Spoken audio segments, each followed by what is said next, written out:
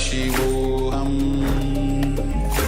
Om Nityananda Paramashivoham. Om Nityananda Paramashivoham. Om Nityananda Paramashivoham. Om Nityananda Paramashivoham. Om Nityananda Paramashivoham. Om Nityananda Paramashivoham. Om Nityananda Paramashivoham. Om Nityananda Paramashivoham. Om Nityananda Paramashivoham. Om Nityananda Paramashivoham. Om Nityananda Paramashivoham. Om Nityananda Paramashivoham. Om Nityananda Paramashivoham. Om Nityananda.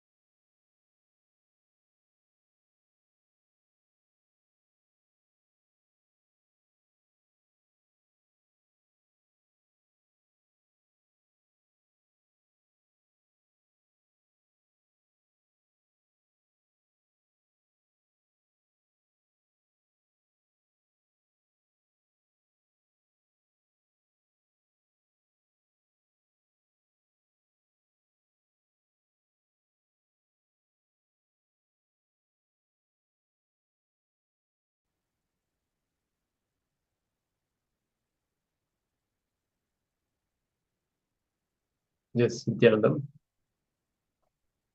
Sorry for the technical glitch. We welcome you all for the day 5 program of the Paramashivoham Level 2. After this heavy yoga of 3 hours of continuous DVK Judhi Sakrama. Now, let us enter into the power manifestation. The day begins with power manifestation. Yes. So, I welcome all the participants in the day 5. Now, after the intense yoga, it is advised to have power manifestation because that will become your bio memory and muscle memory. So, I request all the participants to blindfold yourself, sit straight with your head, neck, and spine. Before entering to the power manifestation, let's have this Shastra Pramana, the spiritual reference to manifest the power of third eye. So let us enter into the Shastra Pramana. Kapalantharmano nistya tistam militalochanaha kramena manaso dhadyat lakshayet lakshamuttamam. The translation goes, by fixing the mind on the inner space within the crown center and sitting stably without any movement, having the eyes closed in succession, by that stability of the mind and inner space through the power of the third eye, one directly sees the ultimate goal, Lakshyam. By having the vision beyond the sight that reveals any object or place, attaining the space of oneness with the source, Paramashiva. So let us enter into the power manifestation of third eye. I request all the participants to blindfold yourself. Close your two physical eyes. You'll be seeing through the third eye. So chant the Mahavakya intensely. Be in the space of oneness. From the space of oneness, request Swamiji to reveal whatever is being projected through the third eye. I request all the participants to sit straight with your head, neck, and spine straight line. Keep chanting the Mahavakya intensely as we enter into the power manifestation. Om Nityananda Paramashivoham. Om Nityananda Paramashivoham. Om Nityananda Paramashivoham. Om Nityananda Paramashivoham. Om Nityananda Paramashivoham. Om Nityananda Paramashivoham. Om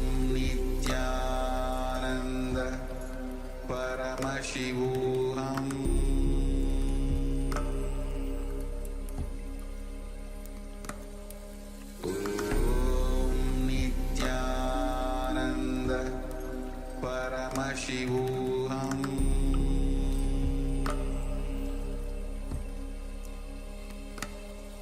Om Nityananda Paramashivoham.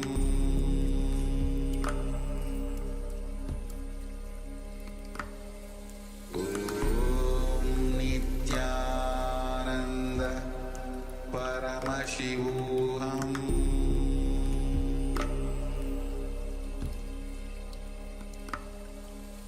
Om Nityananda Paramashivoham.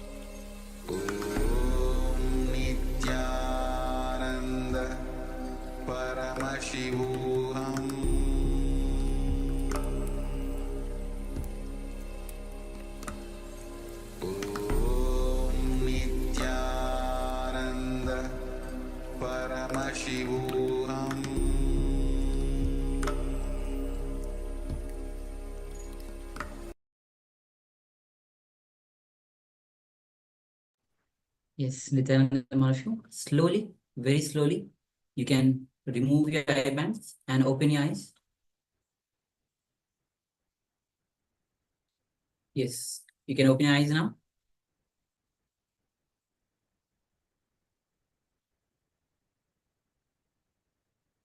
And take a moment to share what Swamiji revealed to you through the third eye. As you manifested, the power of seeing picture blindfolded, seeing every single detail of the picture, whether it is the colors, the object, or anything, you can relate the things which are present in the picture. Start sharing everything that was revealed to you. Understand, do not judge, do not hesitate, and start sharing. Even all the participants on the YouTube can start sharing.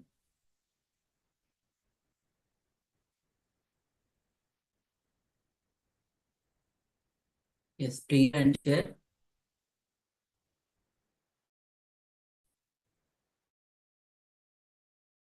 And I also have comments on YouTube from Srinivas Darshaya.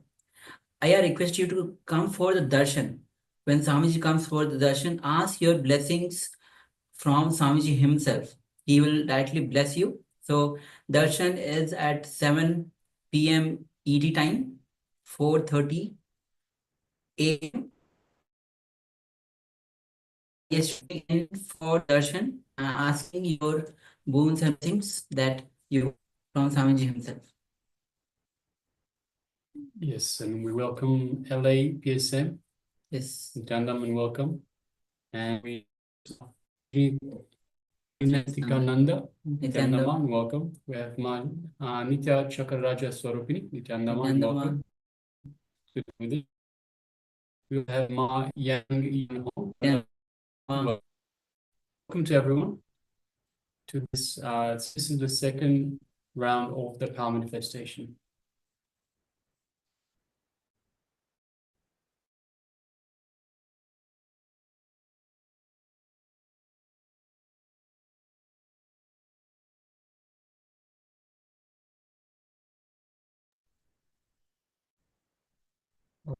Requesting you to share this what reveals you in your third eye.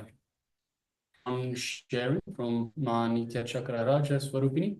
It says white snow, white snowflake with blue background. Yes, thank you very much for sharing. Yes. And all of you can start sharing without any hesitation. Understand, moment you start sharing, the more third eye will reveal to you. The more you, without any hesitation, when you have any self-doubt, when you have hesitation, it blocks you from manifesting. So when you overcome these hesitations, self-doubt, automatically you enter into the space from where this power starts manifesting. So please go ahead and start to share.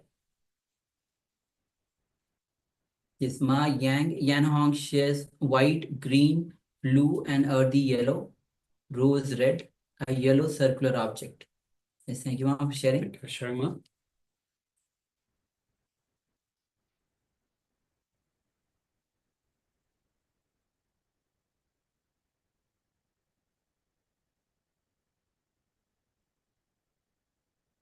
All right. So if you're still sharing, continue to do so.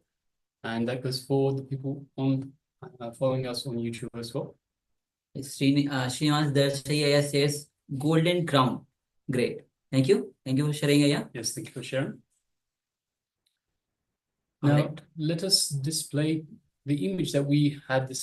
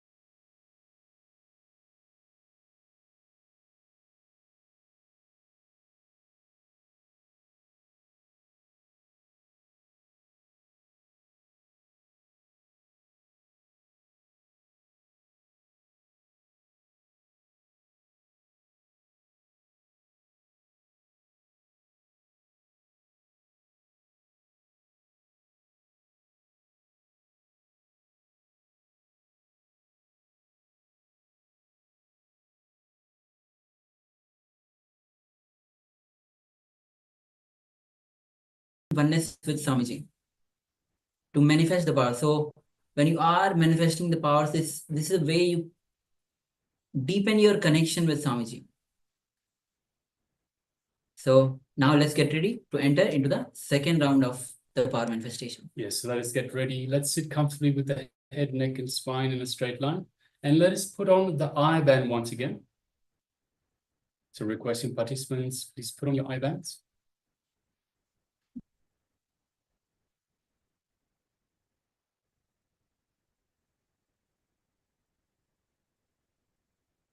And sitting comfortably with the head, neck, and spine in a straight line, let us bring our awareness to our inner space, just below the heart center.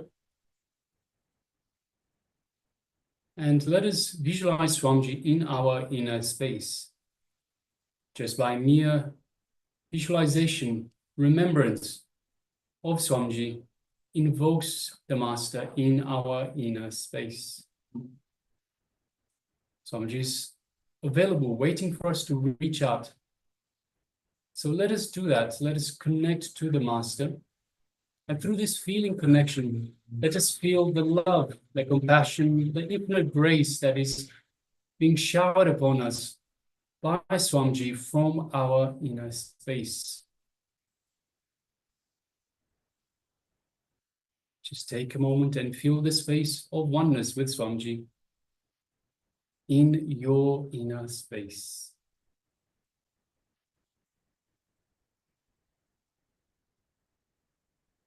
Now let us bring our awareness to the third eye just between the eyebrows. And let us start chanting the Mahavakya. Om Nityananda Paramashivoham. Om Nityananda Paramashivoham. Om Nityananda Paramashivoham. Let's continue chanting the Mahavakya. And from this space of oneness with Swamiji, let us start manifesting this power of third eye vision, seeing images blindfolded. The image is being displayed for you now. Let us begin. Om Nityananda Paramashivoham.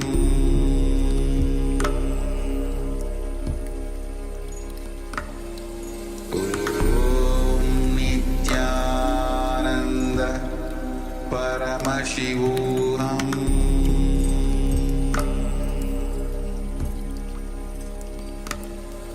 Om Nityananda Paramashivoham.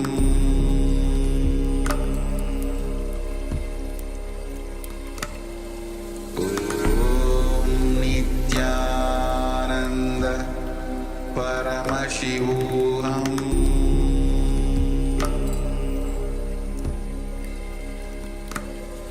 Om Nityananda Paramashivoham. Om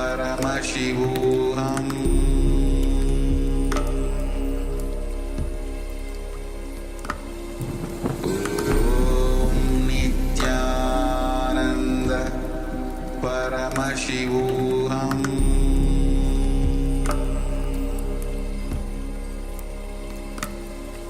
Om Nityananda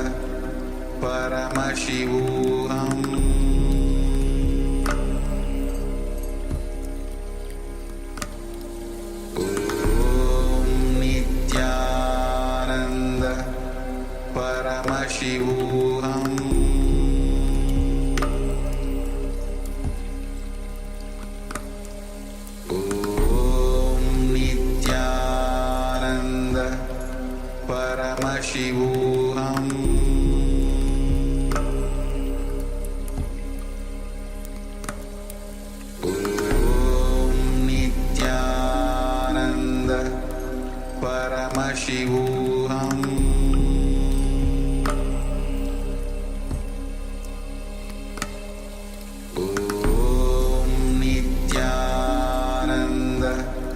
Paramashivoham.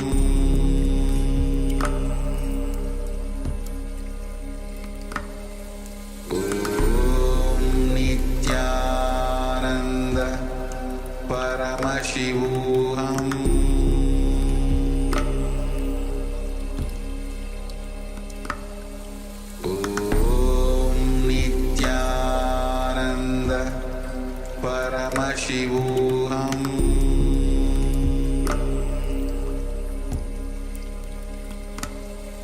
Om Nityananda Paramashivoham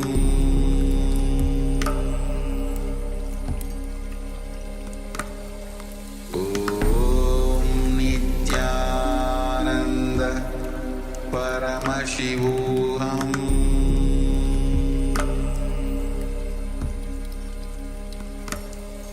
Om Nityananda Paramashivoham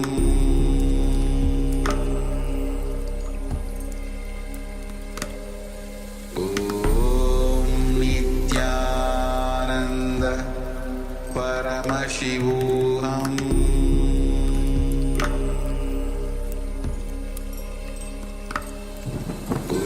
Om Nityananda Paramashivoham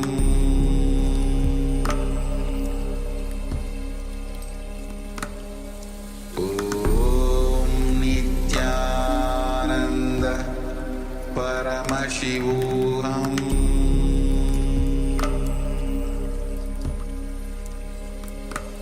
Om Nityananda Paramashivoham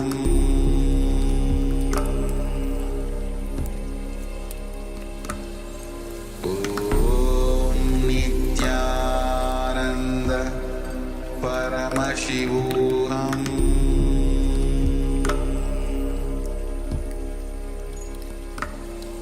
Om Nityananda Paramashivoham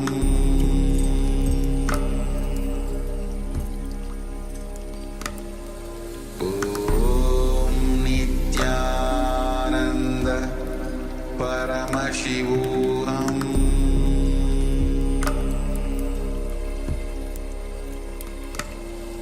Om Nityananda Paramashivoham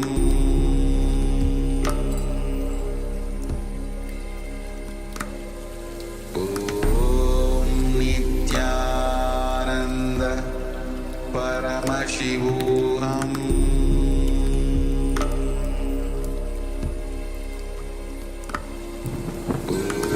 Om Nityananda Paramashivoham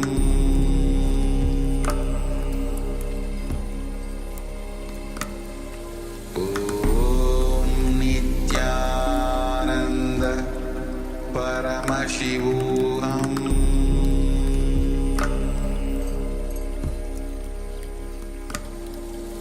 Om Nityananda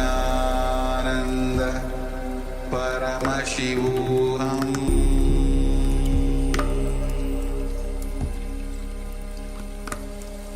Om Nityananda Paramashivoham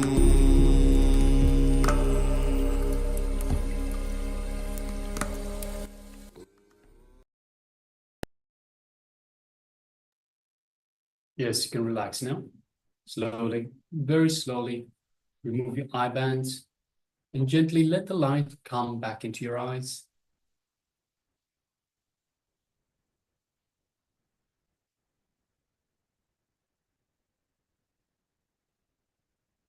And now take a moment to share with us what was revealed to you in your third eye.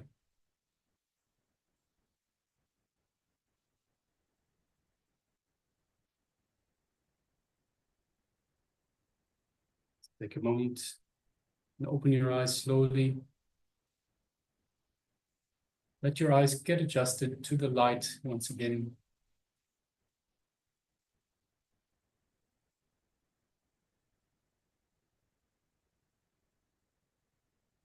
And once they have adjusted, take a moment and share with us the revelations through your third eye, the image that we had displayed for you for this power manifestation round.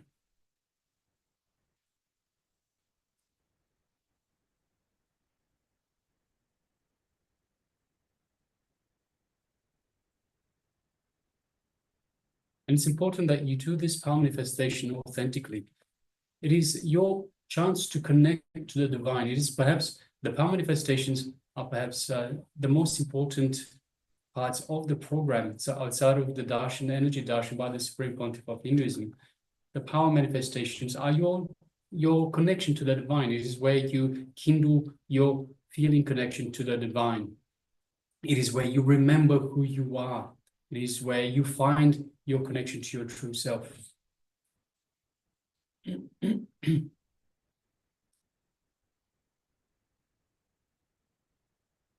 of course, all powers manifest from this space of oneness with Paramashiva, the divine, the ultimate divine. It is through this connection that we have access to Paramashiva, to Paramashiva's powers of the third eye.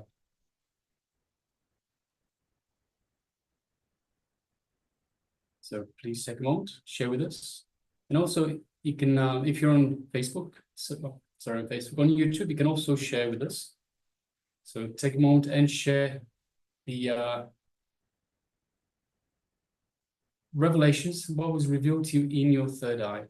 So if you've taken part in this second round of the power manifestation, please let us know what was revealed to you. And actually, Srinivasa, for the first round, we had shared the golden crown. So we definitely had the crown, the Devi had the crown. So for sure, you have actually manifested the power. So thank you for sharing and manifesting the power. So in this second round also, you can go ahead and start sharing your revelation. Yes, so we have Ma Nitya Chakra Raja Swarupini that says a deity with a golden lotus on the right side, and golden and red. Yes, thank you very much for sharing, Ma. Ma Yan Hong shares house, windows, beige, long sofa, a black square object, table. Okay, thank you, Ma, for sharing. Yes. Black square object. Srinivasa, you can start sharing also.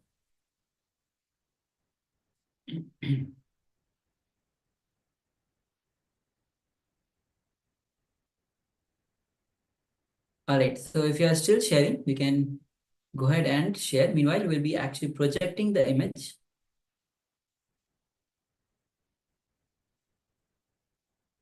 Yes, so as you can see, it is the living room of a house. So you can see white sofas. You can see two tables, glass tables, one in front of each sofa. You can see some chairs on the left-hand side, a fireplace on the right-hand side, and I'm not sure exactly, some sort of a black window or some image or something that is above the fireplace. Then we have outside, we have a pool. We can see a pool. By the pool, we can see a palm tree, and there's grass all around. We can see the light blue waters of the pool. Inside, we also have a plant, perhaps a palm tree in smaller dimension. You can also see on the right-hand side a lamp. We can see a mirror. So yes, there's lots of details. We can see cushions here on the sofas themselves. So many details inside and outside. And of course, we have the carpet that looks like a light grayish blue, light blue gray carpet as well, with some forms on it as well. So yes. So let us have a look at the sharings. We have Ma Nitya Chakra Raja Swarupini that says a deity with a golden lotus on the right side, golden and red. So we don't have the deity, Ma. Golden lotus on the right side. So we have the white color of the lotus flowers. We do have shades of gold. If you have a look at the cushions, there's some shades of gold on the cushions and red. And we don't have red either, Ma. So yes, thank you very much for sharing, Ma. And Ma Yan Hong shares house. So this is the house. Windows, yes, we have the glass windows. Beige long sofa, yes, we can see is there. a black square object. It's not totally black. It's kind of a dark maroon, but yes, as a actually just down, there's a rectangular, looks like a black rectangular. I think the one on top of the fireplace. Yes. And the table. So definitely we have at least 2 tables, which is just in front. So yes, thank you, Ma, for sharing. Spot on. And also, YouTube, yes, Srinivasa shares a bird, maybe owl. Okay. So we have the palm trees that may be looking like feathers. So that might be the connection there, I am. see, this is how the power manifests. It cannot, need not to be the exact object. It can be anything even related to the object which is being there in the picture, and you might see something related to that. So yes, thank you all for manifesting the powers. And Srina, invite you to as well. Be giving you the link in short while to join us via two-way. And make sure that you are also inviting your friends and families and all those people who are watching us. Make sure that you are inviting your friends and families, because this is a program to transform you from every aspect, every dimensions of your life. So let's get ready now. We'll be with this 2 rounds of the power manifestation, we'll be entering into today's session, which is going to be on enlightenment guarantee. And today Swamiji will be gracing us as Mahasada And so as we enter into this revelation by Swamiji, we'll be having little understanding about the unclutching, about the neuroplasticity, and how are they connected.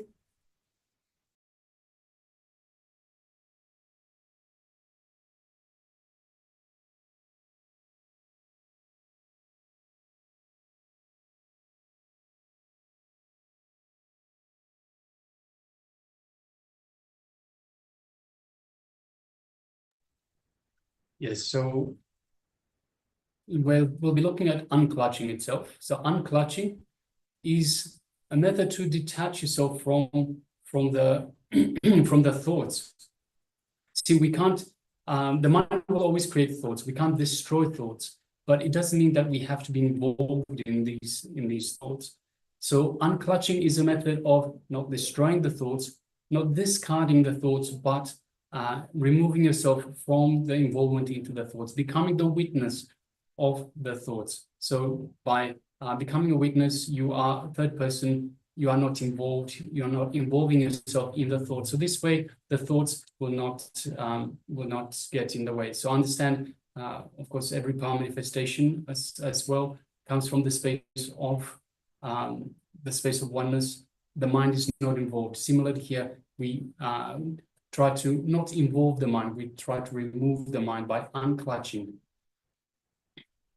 And neuroplasticity is the brain's ability to reorganize and adapt in response to the changes, enabling you to learn and grow. So when one person let go of the mental tensions, it creates a state of openness and receptive. When you let go of the tensions that you have, you become more open, you become more receptive. And it supports the neuroplasticity. So this process supports the brain's ability to rewire and readapt, which leads to the mental clarity, a great mental clarity, flexibility, and even the rejuvenation. So through this practice and consistent practice, unclutching and neuroplasticity, it will lead to transforming the and the abilities. A brief about the unclutching and neuroplasticity and connected. How? So with this, we'll be entering into a short session on speaking into your listening. How can you speak into your listening? And so let's ask this question to yourself. How often does this happen to you? You are unable to train yourself. Knowing something is good, but not following it. Or or even and knowing something is wrong, but continuously doing it. Just for the example, smoking is not good for health. You know it, but you're not following it. You know it is wrong, but you are continuously doing it. So this is just one common example. Like this, many examples will be there. Yes. So when you are not able to speak into your listening, you start losing respect for your thinking. You have no respect for your thinking. However much you respect your thinking, only that much you will have success in life. So, for example, you might say, Swamiji, this is the right path, but I'm not able to do. Why, when, then what to do? When you speak into your listening, you will know how to speak into others' listening. So listen to yourself first, and others will listen to you as well. Speaking into you will be more and more Advaitic, more and more authentic. Speaking to others' listening, you will become more and more expansive. So speaking to your listening, more Advaitic, more authentic. Speaking to others' listening, you become more and more expansive. And speaking into your listening and others listening, it's a simultaneous process, not one by one or part by part. It's both happen simultaneously. Both should happen from a powerful, complete space. There will be not boredom, no tiredness when you speak into your listening. Listening.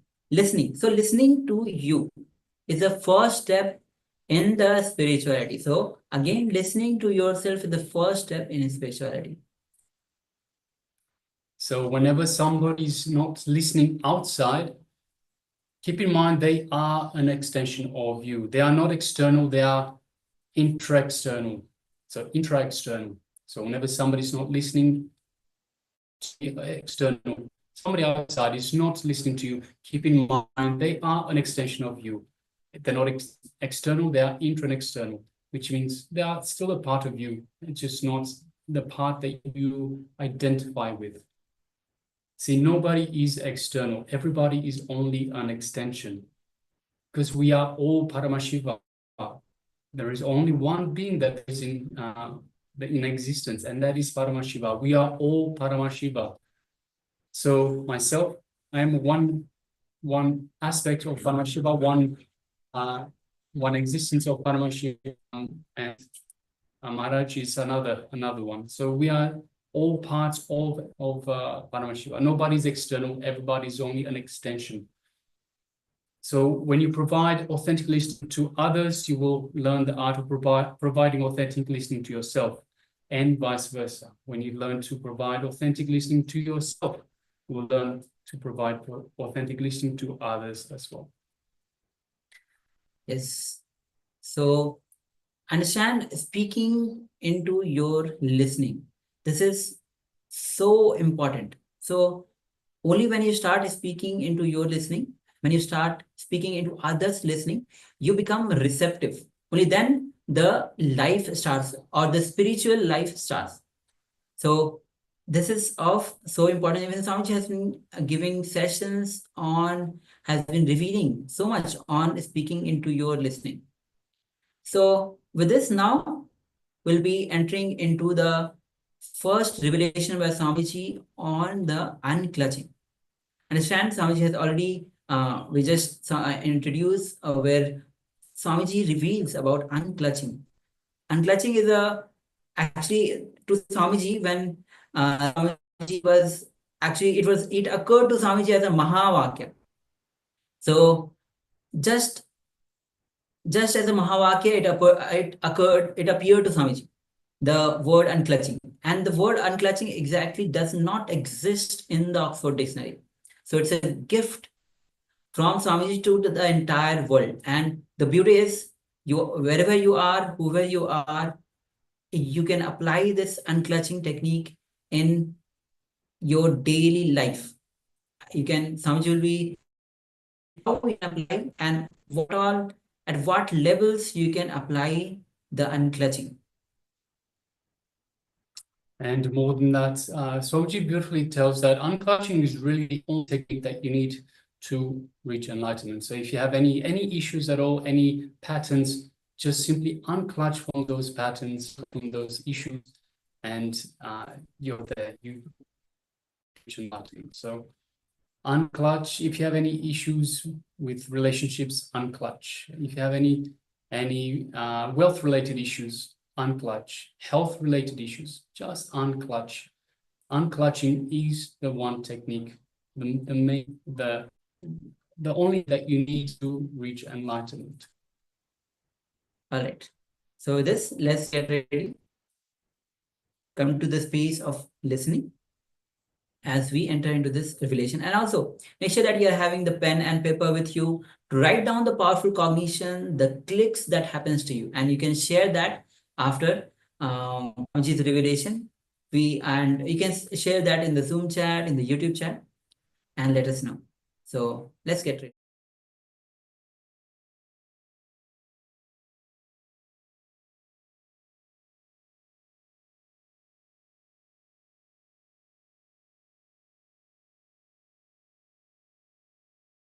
Understand this word unclutching. This word does not exist in Oxford Dictionary. Please understand, this word is my contribution to the English language itself. For the English language itself, this word is my contribution, because this word does not exist in Oxford Dictionary. It does not exist.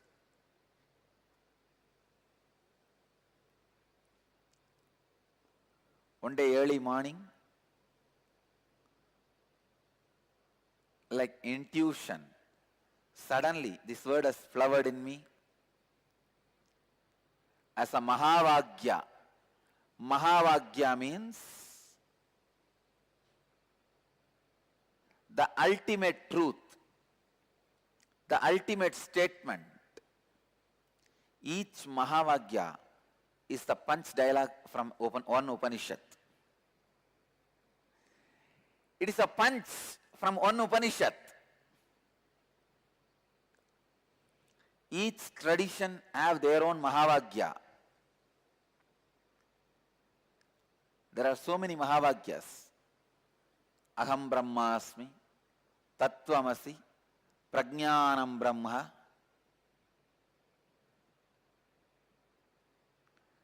Brahmaivahamasmi, Ayamanma Brahma.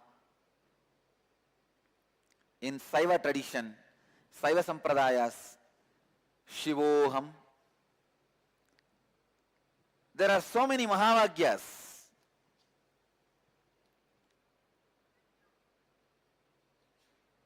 Please understand, this word, unclutching, is the ultimate spiritual truth. This process, unclutching, can directly upgrade your very consciousness. All of you should understand the basic thing about life. By your very nature, you don't have something called ego or mind. By your very nature, you are an independent being. By your very nature, you are an unclutched shaft. Be very clear. What you think as you, what you think as mind, is purely connections which you make. For example, if you think your life is filled with sorrow and suffering, the suffering which came 10 years ago, the suffering which came 9 years ago, the suffering which came 4 years ago, the suffering which came 1 year ago, you are connecting all of them and creating a chain. Seeing that chain, you are making a decision. Your life is suffering. First thing you need to understand, your life is an independent, causeless, unconnected illogical incidents.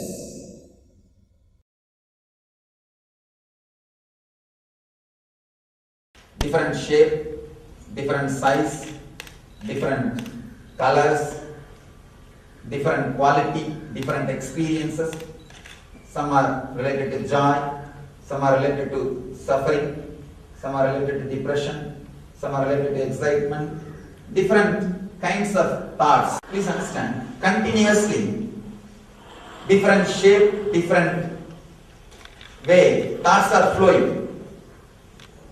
One important thing you need to understand, all the thoughts which are flowing are completely illogical, irresponsible and independent. Please understand, some of the truths will be very strong words. Some of these words will be very strong. These thoughts are not responsible to each other. They don't have a logical connection. They are completely independent. Independent and illogical. They are not connected. For example, if I have to give one example.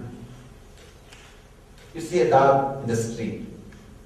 Immediately you remember some dogs which you had as a pet or out which you used to be frightened in the young age. Then the memory of your young age. Then the teacher under whom you studied in your young age. Even when I say now, I give a simple logic base. But if you see your thoughts, it will not even have this much of logic. The dog which you saw in the street and the teacher under whom you studied in the young age have no logical connection. Suddenly, from which logic your thoughts move to which logic, you have no idea. You want to experiment, just now you can try. You take a paper and pen and write whatever goes on inside without editing for 2 minutes. Just 2 minutes.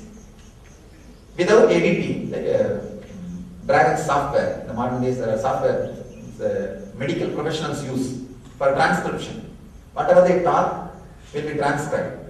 Just like that, if the software is connected to your mind, how it will completely transcribe. Same way, whatever goes on inside, try to transcribe. You will understand the thoughts which is flowing inside you are completely illogical, independent and irresponsible. Then what connects? What connects and gives you the kind of a feeling that it is continuous and logical? For example, if you believe your life is suffering, you will connect all the suffering and depressing thoughts and create the idea of pain shaft. Your whole life is a pain. I've seen when you ask people, how is your life? First thing they'll tell, oh, nobody has suffered like me. Even my enemy should not suffer like me. Means they connect, they catch all the incidents which created pain in their life and create a pain shaft. They believe their whole life is nothing but a pain shaft.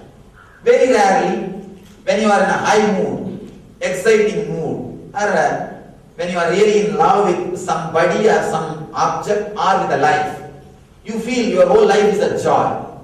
At those moments you connect joyful moments, the exciting thoughts, and create joy shaft. Life is a joy. The idea that life is a joy. Sometimes you create the idea life is a pain. See, what you believe. If you believe life is a pain, you will create an idea of pain shaft. If you believe life is a joy, you will create an idea life is a joy shaft. The depression which happened in us 10 years ago, the depression we experienced 8 years ago, the depression we experienced 4 years ago, the depression we experienced yesterday are independent incidents, our responses to independent incidents in our life, independent experiences. But when you connect all of them and see them together, you say, my whole life is depression. This pain shaft or joy shaft, this is created out of your belief. If you see the exact thoughts moving as it is, inside your inner space, they are neither right nor wrong. It is, that's all. It's an existence, reality. It's just flowing. But when you create some idea, when you want to restrict, when you want to frame them for future reference, you frame them either as pain shaft or joy shaft. The difficulty is not, you don't stop here. The moment you identify your life as a pain shaft, you try to break it. If you identify your life as a joy shaft, you try to elongate it. Neither you can elongate nor you can break. That's the problem, because the shaft does not exist in reality. It does not exist in reality. It's just imaginary. It is just your feeling. If it exists, you can break it. It does not exist. You try to break which is not there. You are trying to continuously fight with something which is not there, either joy shaft or with the pain shaft. Again and again we try to break the pain shaft. Trying to break the pain shaft brings one more pain. I have seen people after reading the books like Stop Worrying, Start Living. Now it's very easy to become a philosopher, thought which is completely impractical. I can give you some 4 or 5 tips how to become a philosopher. Thought completely impractically, thought which you are not able to practice. See, when you are not able to practice, others also can't practice. So naturally you will be dangling the carrot. It will continue, the business will go on and on and on. So anyhow, these kind of philosophers, when you read these kind of books and try to stop worrying, that will become one more worry. I have seen people create one more worry, trying to stop worrying. I feel that worrying is a problem only when you start thinking that you have worry, you are worrying. Only when you identify it as a pain shaft, any pain is a pain. When it is just a reality, when it is an existence, when it is just flowing in your being, it never creates suffering in you. Somebody asked Ramana Maharshi. Ramana Maharshi is a great enlightened master. Was from my native place. My native place boasts unbroken lineage of enlightened masters for the last 2000 years. Somebody, he had cancer the last moments of his life, and somebody asked him, Bhagavan, do you have pain? He says, pain is there but there is no suffering. Understand, the pain is translated into suffering only when you create a pain shaft, not otherwise. When you can experiment now in your life, if you have any pain, back pain or headache, just look that space without giving the idea or the name pain. Suddenly you will see that experience which you are having as pain will disappear. You can experiment now, straight away. Continuously our life, we are creating either pain shaft or joy shaft. The words are flowing, thoughts are flowing in our inner space. Creating joy shaft or creating pain shaft is what I call fighting with Maya. In Sanskrit, we have a beautiful word, Maya means which is not there, but which gives the suffering as if it is there. Even if he is not there, if he gives the suffering as if he is there, he is called Maya. It is called Maya. It is not there, but it gives the suffering or the impression as if it is there. Continuously giving meaning to the thoughts which is arising in your being is the root cause of suffering. Let me give you a simple technique of unclutching. Please understand this simple technique of unclutching. What I mean by the word unclutching. When you sit, naturally there will be some thoughts. When the thoughts come, usually your mind will tend to connect it, identify it with some past pain or joy. Or it will classify it as something related to worry, or there is nothing, simple thought flowing. It will try to connect or classify. It will try to clutch with some of your past experience and identify. Now, just for a few moments, try this simple experiment. Any thought comes, Do not clutch it with your past experience. Do not clutch it with your past suffering or joy. When words come out of your being, instead of giving meaning to it, just see the source of the sound. See, sounds are raising your inner space. The moment you give meaning, you become materialistic. If you look the source, you go towards the freedom. Just see for few moments. Just try for few moments. Anything rises in you, try to unclutch. Without clutching and connecting and creating a shaft, you may say, no, it is very difficult. This is also one more thought. The difficulty which you experienced 10 years ago, the difficulty which you experienced 9 years ago, the difficulty which you experienced yesterday are independent difficulties. Why should you connect all those difficulties and create an idea, this is difficult? I'll give you the 9 levels of unclutching. Unclutching from the outer world, like problems and difficulties related to name and fame. Devotees, disciples, please note down in your book of heart. 9 unclutching. Please note down in your book of heart. 9 different levels of unclutching.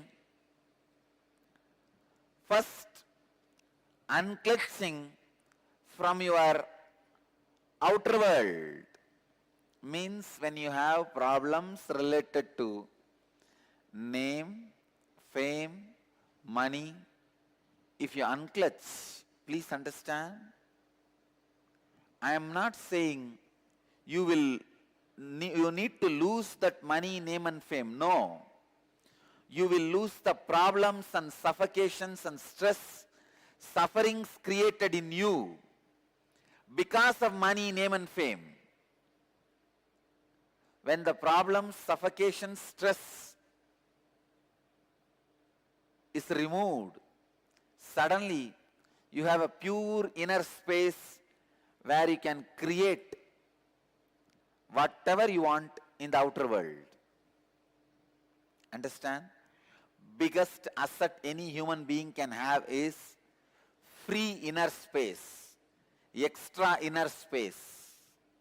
Whenever I give energy darshan to people, I just give them few hundred more acres of inner space, that's all. Extra inner space, just like Google gives storage space. Extra inner space is the ultimate wealth. Wealth is not the billions of dollars you have, or the relationships you have, or the bungalows, properties you have. The real wealth is extra inner space you have.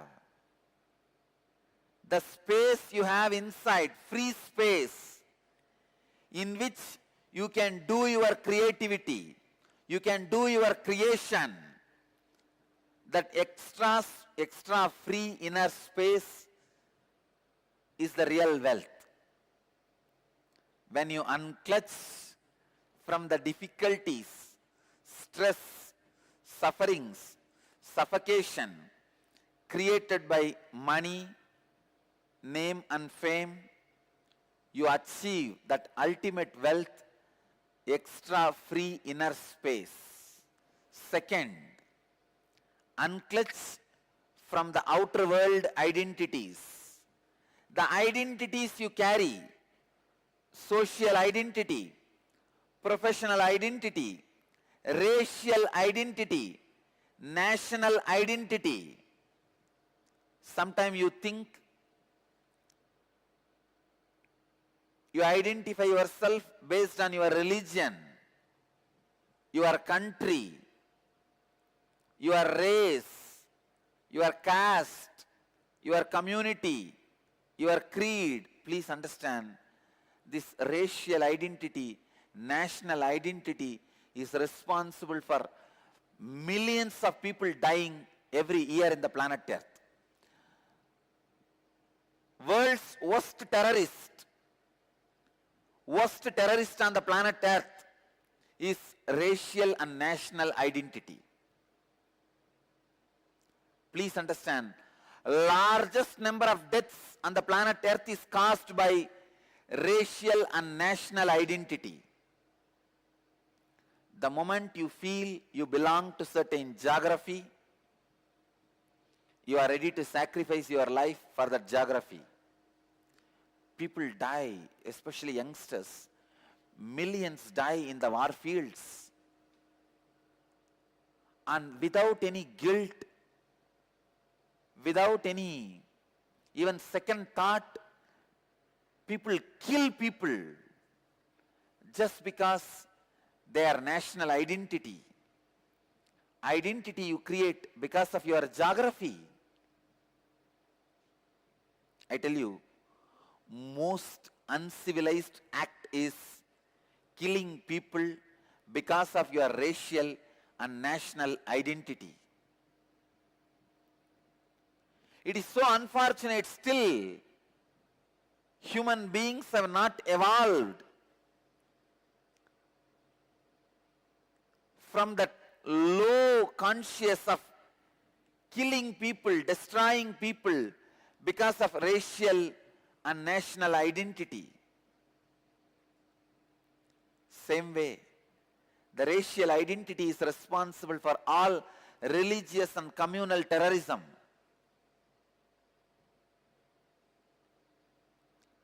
Unclutched from social, professional, racial, national identities, you will see so much of peace, joy, bliss happening in you. Universal intelligence awakens in you the moment you unclutch from low-level identities. The moment you unclutch from racial, national identities, immediately the universal intelligence awakens in you. Third, unclutching. Unclutching from thoughts, verbalization and visualization happening inside.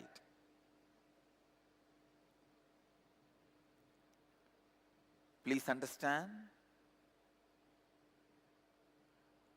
unclutching from thoughts means the verbalization and visualization happening inside. When you look in, the verbalization happening, the visualization happening in you are all thoughts. Unclutch from both. Continuously try to unclutch from both. You will see extraordinary powers expressing in you when you start unclutching from your verbalization and visualization. You will become yogi. Understand? Living as a yogi is life. Unclutch from verbalization and visualization. Whenever you remember the verbalization happening in you constantly, the words moving, or the visualization happening in you, the ideas happening in you, unclutch from that. Even the boredom, feeling bored, restless, is also one more thought, one more verbalization, one more visualization. Unclutch even from that. And fourth level of unclutching. Unclutch from your emotions, pain and pleasure. Let me tell you from my own experience. When I fell from the horse during the horse riding and fractured my hand, just all I need to do is unclutching from that pain. I could see very clearly body was healing at least 5 times more faster than normal speed of healing. I tell you, I really felt so joyful.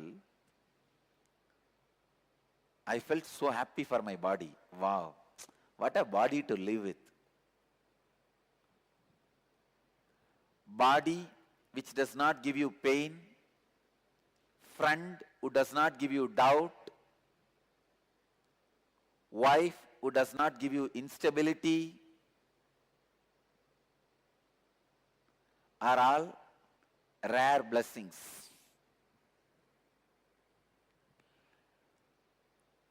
Body which does not give you pain is such a joy to live with that body. I know I don't have pain because I received the blessings of many yogis and did many techniques, but when you see that literally in your life as experience, I felt, oh God, what an achievement. I felt such big relief. I tell you, when you unclutch from pain and pleasures, not only you are free from it, even your health improves drastically. Fifth, unclutching. Unclutching from the inner world identities like parental conditioning, ahankara and mamakara. Ahankara means the idea you project about yourself to others. Mamakara means the idea you believe about you as you inside you. See, always the idea you project to others about you will be more than what you are. Mamakara, the idea you believe about you in the inner self is always lower than you. Idea you project on others, an idea you project on yourself. This ahamkara and mamakara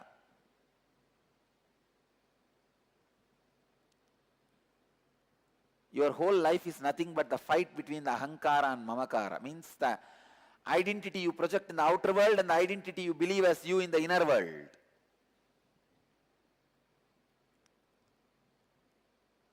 Unclutch from inner world identities, both the identities. Unclutch from the identity you project to the outer world, unclutch from the identity you believe as you in the inner world. Sixth level of unclutching. Unclutch from the biomemories. Means the very patterns you are carrying. Pattern of depression, pattern of pain, pattern of irritation, patterns of suffering, patterns of your own ideas. You need to realize the truth. You are not even orphan. Orphan means what? You are alone. Everybody else is your enemy. Here you don't need to realize that. You are alone. There is no enemy. You are alone, but there is no enemy. If you are alone, how can there be enemy? Only if there is somebody else, there can be enemies.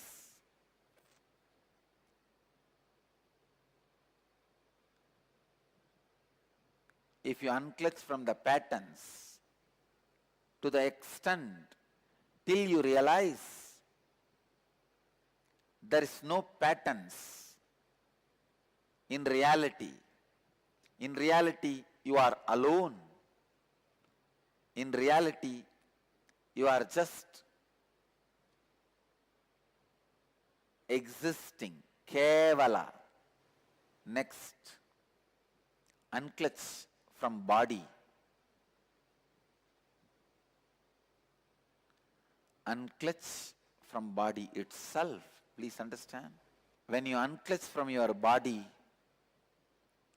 thousands of disorders you create by yourself, like arthritis, blood pressure, all this completely disappears.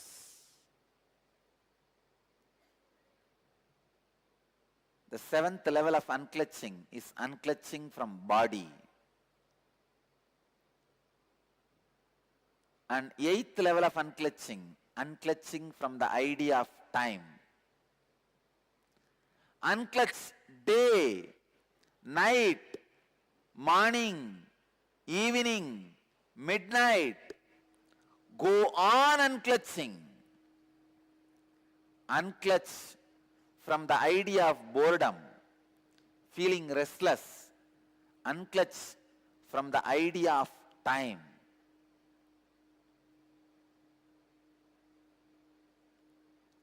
I tell you, time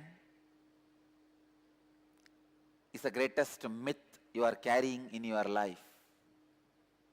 That is the worst conditioning you are carrying. Actually, there is no such thing as time.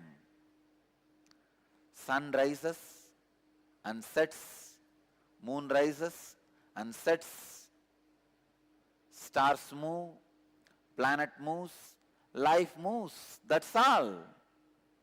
Where is time? You rise, live, disappear. That's all. Where is time? Time is one of the myth like a clothes.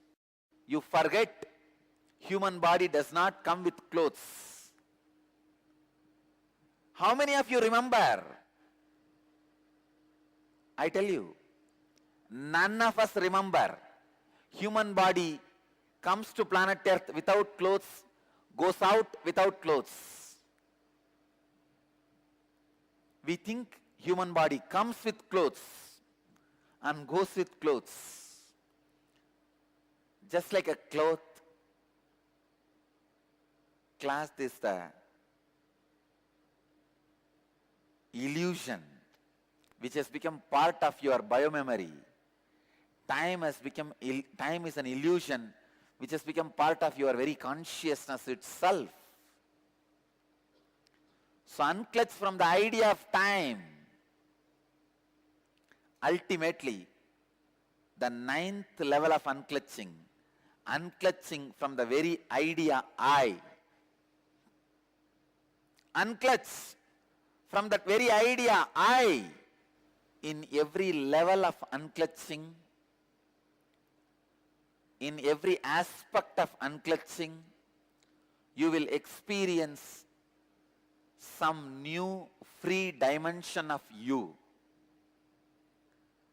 You will experience some extraordinary experiences or expressions. I tell you, all the auspicious things of life and beyond life is achieved just by this one process, unclutching. Just by this one technique, unclutching. Just this one technique, unclutching. These 9 levels of unclutching, the 9th level is unclutching from the very idea I. The I. The very idea I is the source of everything you experience, you perceive. Unclutching from that very source, the idea of I.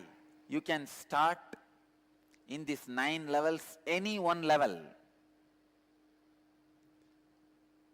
Because of the benefits and experiences you will have, simply you will move to next level and experience all 9 levels.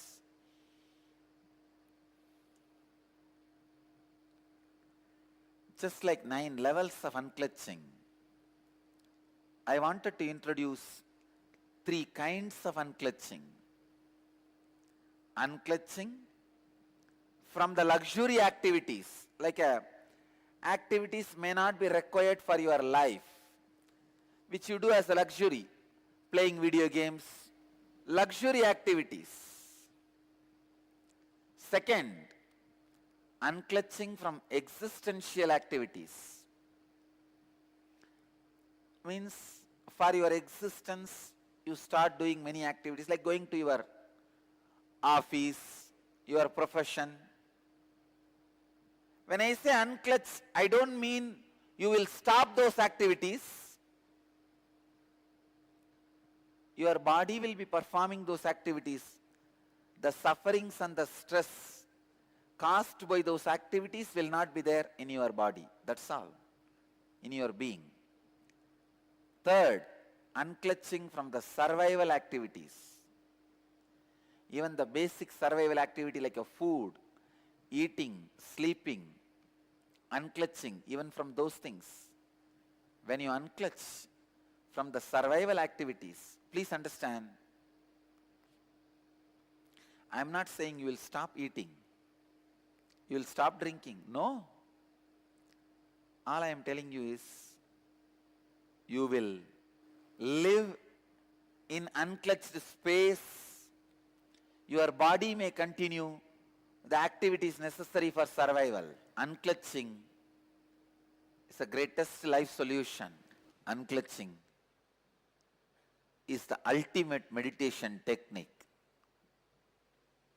It can directly upgrade your consciousness.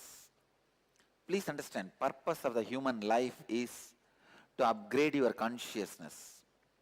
Temples, rituals,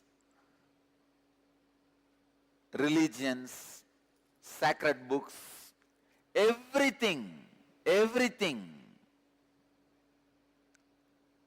is just for upgrading your consciousness, raising your consciousness. The very reason of your human body, existence of your human body, is to raise your consciousness.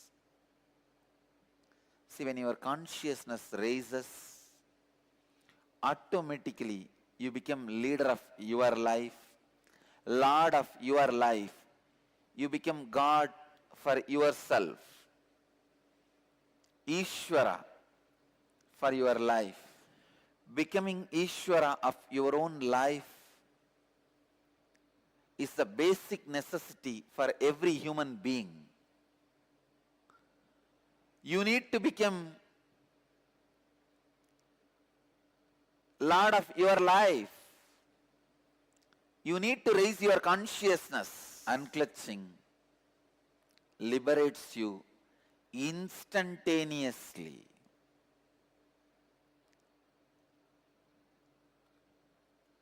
Immediately. This one process is enough.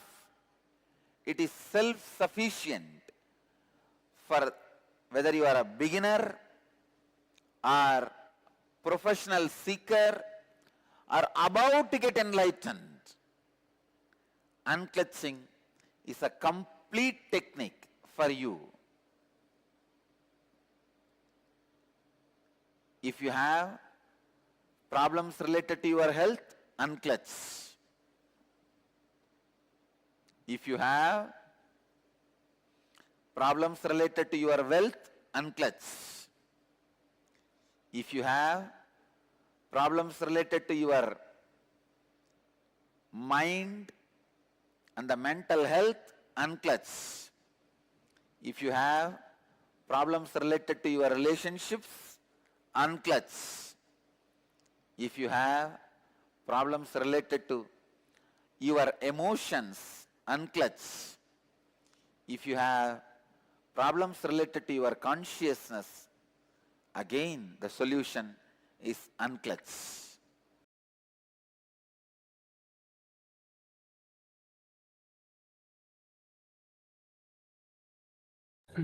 Yes, Nithyananda, all of you. So unclutching is the direct technique to upgrade your consciousness. Unclutching is a direct technique for the enlightenment. And Swami shares the various levels of unclutching. And the beauty is, wherever you are, you can directly apply this technique. Unclutching from various levels of conditionings that we have. even from unclutching from the concept of time, unclutching from the social conditionings, unclutching from various social labels that society has given us the moment we are born into some country, some religion, some kind of ecosystem, unclutching from everything, ultimately resting in that pure consciousness. Yes, there are some 9 levels of unclutching. We'll actually go through that as an exercise later during the day. For now, let us get ready for the next segment, which is the fish jumping process, preparation for the fish jumping process. Before we do that, let us explain what Nirvikalpa Samadhi is. Nirvikalpa Samadhi is a profound state of consciousness where the individual experiences a complete dissolution of the mind and its fluctuations. In this state, one transcends all dualities, all distinctions, experiencing oneness with the cosmos. It is a state of pure awareness, free from thoughts, emotions, and perceptions. Yes. So understand that the fish jumping process that we'll be entering into, will be going to the meditation as well. First, understand what is fish jumping process. So it is about the unclutching. Unclutching from everything. Yes, unclutching from everything. See, your consciousness is like vast ocean. Your thoughts, your patterns, your incompletions, whatever it is, whether it is in terms of fears you have, in terms of worries that you have, or any kind of fantasies that you have, even all kinds of ego, discontentment, loneliness, all these things that we feel are just, they are, whether all the incompletions, whether they are 30 years old or just yesterday's incompletion, or just yesterday or even today's, they are just one small fish jumping in this vast ocean. Your consciousness is a vast ocean, and all the incompletions that you have is just one fish jumping in this vast ocean. Every idea you have about your incompletions, completion, your body, or everything is just fishes jumping in the ocean of consciousness. And even your root pattern, yes, even your root pattern is just another fish jumping in the ocean. So, you understand that your consciousness is such a vast. If you just look at the vast ocean, and there you find one small fish jumping, like that is all our incompletions, all our patterns, all our root patterns are there. Yes, so now how to get to the Nirvikalpa Samadhi? Through unclutching. So we're coming back to unclutching. The technique that Swamiji says is the only technique you require. So unclutching is the practice that leads to this state of Nirvikalpa Samadhi. It involves letting go of all attachments to thoughts, to emotions, to all of these, allowing yourself to be in the present moment without any distractions. When you unclutch, you create the space for deeper states of meditation, like Nirvikalpa Samadhi. You allow these deeper states of meditation to manifest. In these states, you can access higher knowledge and insight of the microcosm, which is your inner self, so the microcosm, and the macrocosm, which is, of course, the universe, the larger universe. So your name, your ideas, that whether you are male or even female, these gender ideas and the ideas that you have any incompletions, you have completions, they are just fishes jumping. Suddenly, you will see your body is also jumping. So in this process, whenever you perform sincerely, 90% of the people experience some kind of levitation. So in this fish jumping process, even people have experienced, 90% of the people have experienced the levitation. So with this, we'll be entering into a short revelation with Swamiji on the fish jumping process itself. And after this, we'll be going through the meditation. So please come to the space of listening.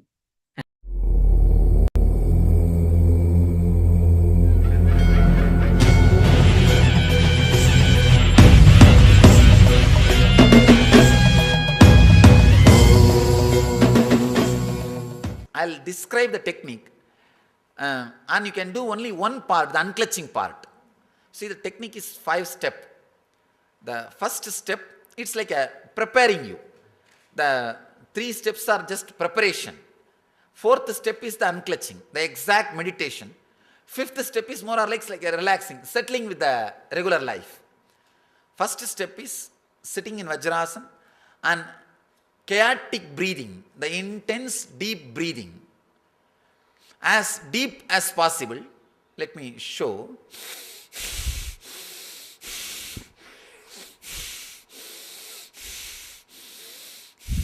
As deep as possible.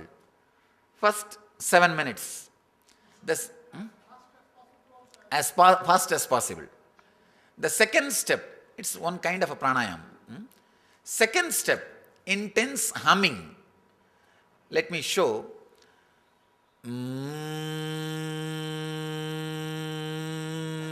Just all these things are preparation. Preparation so that you will be able to unclutch intensely, deeply. The third step, putting your awareness on every energy center for 1 minute. The music itself will guide you. It's a kind of a guided meditation. The guided meditation. The fourth step is what I call unclutching. Just sit. Because of these 3 steps, so many things should have been released in your system. All those things will be leaving in your system. Whatever happens, whatever comes up, just unclutch. Do not give meaning to it. Do not give meaning to it. Just unclutch whatever happens, maybe for 7 to 8 minutes. You may think, is it enough? 7 to 8 minutes, and intense unclutching is more than enough to keep that energy whole day. Just intensely unclutch, and whole day you will have that remembrance. Let me unclutch. Let me unclutch. That's all we need. That's all we need. The 4th step is unclutching. The 5th step, just sit. There will be a simple music. There will be very silent music, very simple music, nothing related to mystic or any spiritual, just relaxing, settling with your body and preparing for your day-to-day routine. This is the 5th step. Now we can do just the 4th step. Now we can do just the 4th step. Maybe 10 minutes, try. You don't have to struggle. You don't have to have any difficulty. Just see the any thought raises in you, just unclutch. Just see the thoughts are unclutched. See the thoughts. The words are not given any meaning. You just see. The moment a thought comes, you unclutch. There will be small gap. Immediately your mind will say, no, I am having thought, or I am having silence. Unclutch from that thought to any thought comes up to your conscious radar. Anything comes up, immediately unclutch. For few seconds after unclutching, the moment you use the word idea unclutching, few seconds you may have the gap. Again something will raise. Then again use the word unclutching. In the initial level it will be like again and again you may have to repeat. But in few minutes it will settle down. The gap will become more. You may not need to repeat the word or idea unclutching again and again. You can try for next. Third step, putting your awareness on every energy center for 1 minute, the chakras. Now please close your eyes. We will practice only unclutching. Just close your eyes and relax.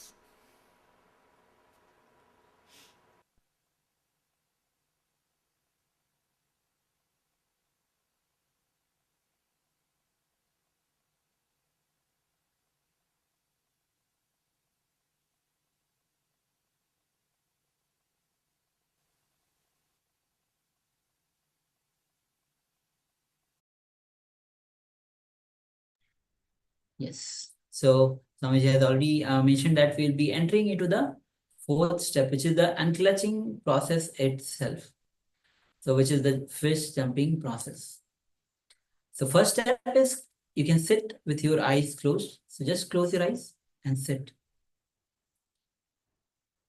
And as you sit with your eyes closed, see yourself as a vast ocean. Feel yourself as a vast ocean.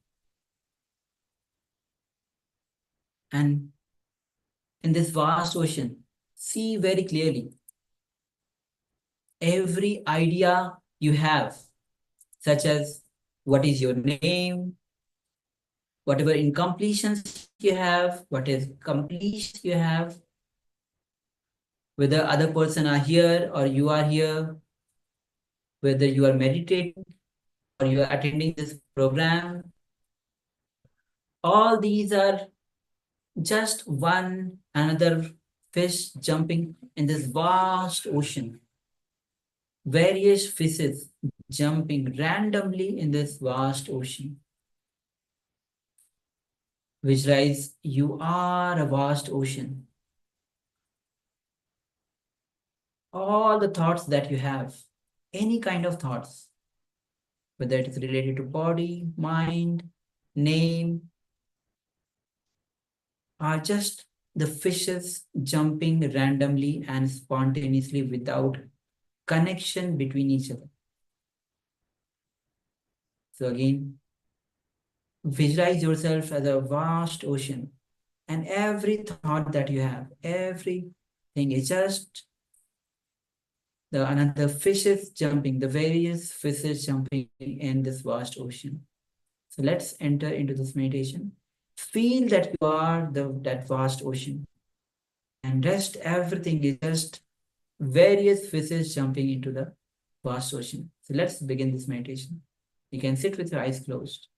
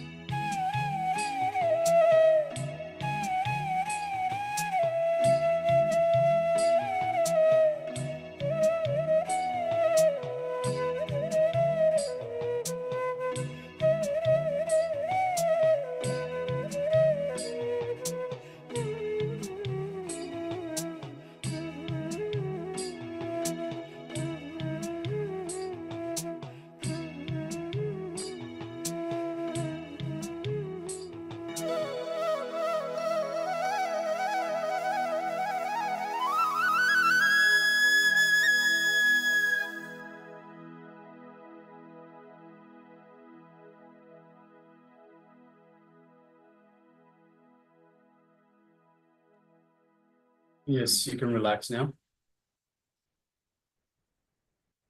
So that is the fish jumping process. It's process of unclutching from any thoughts, any disturbances, anything that comes up, whether it's emotions, thoughts, ideas, anything like that. This is a meditation that you can practice anytime, anywhere. Not so much when you're driving, but if you're being driven to work, so let's say you catch the public transport, you can just find 5 minutes and do this, practice this meditation technique, this unclutching meditation technique. It's a very, very powerful technique. You'll find the more you practice it, the more the thoughts are being silenced in a way. So we can't destroy thoughts, but we can make less thoughts come. And through this practice, we'll find that the more and more we practice, the more the gap between the thoughts get wider and wider. And of course, it is in this gap between two thoughts that we find the space of restful awareness. And we connect, we access the space of Nirvikalpa Samadhi. All right, so next, let us move on to the next segment.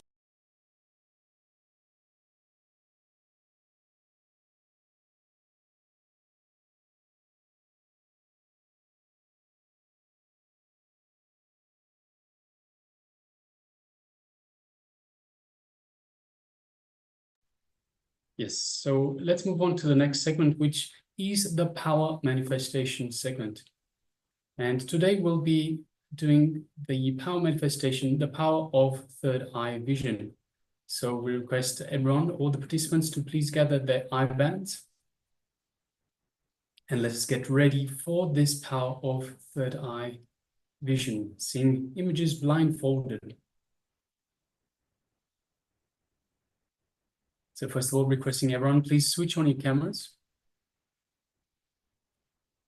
and be available. And we welcome a few participants that have just recently joined us. We have Ma Ling Du Nityananda Ma, welcome.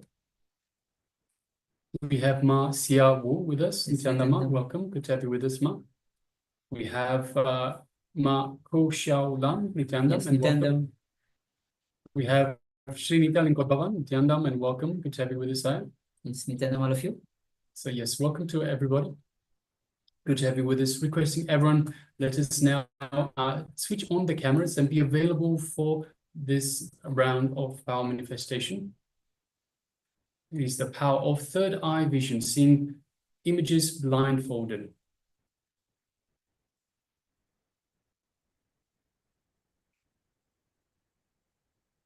It's still requesting Ma Xiaobu, Ma Ku Xiao Lan, and Sri Nityananda Bhavan. If you could please switch on your cameras and be available in the camera frame.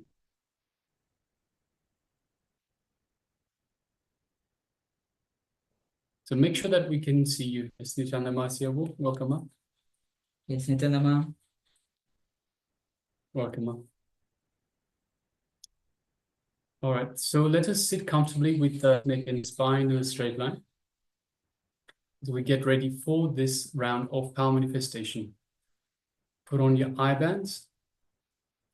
So if you have your eye bands with you, you can put on your eye bands. If you don't have an eye band, you can use any piece of cloth, anything that is opaque in nature, such that you cannot see through the material itself. Or if you don't have any other piece of cloth, anything that stops you from seeing the image that we are going to display on the screen. Some people use a pillow, some people just use anything to block their eyesight. And it is important to have something to cover, because you will have distractions, some distractions, some noises, whatever it might be. Let's say there's a noise in the room and you open your eyes to see what it is, and by accident you will see the image. So it's important to have the eyes covered to remove as many distractions as possible. So once we have the eye bands on, let us sit comfortably with the head, neck, and spine in a straight line. And let us bring our awareness to our inner space, our Ananda Gandha, which is located just below the heart center.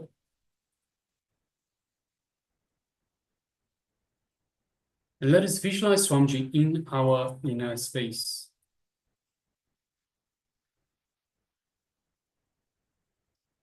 Just a mere remembrance of the Master invokes Swamiji in our inner space. And Swamiji is available and waiting for us to reach out. So let us do just that. Let us reach out to Swamiji and kindle the connection that we have to the Master. Bring our awareness to this connection that we have to Swamiji. And feel the connection getting stronger.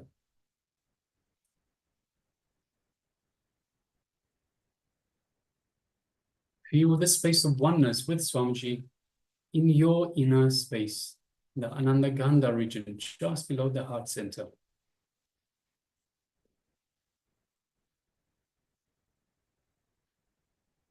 Now let us bring our awareness to the third eye, just between the eyebrows. And gently let us gaze through the third eye.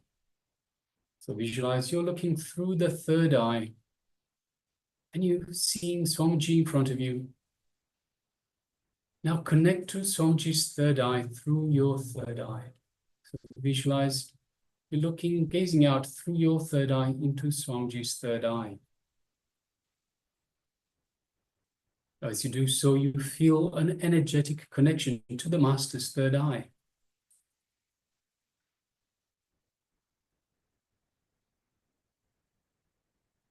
And you know Swamiji is awakening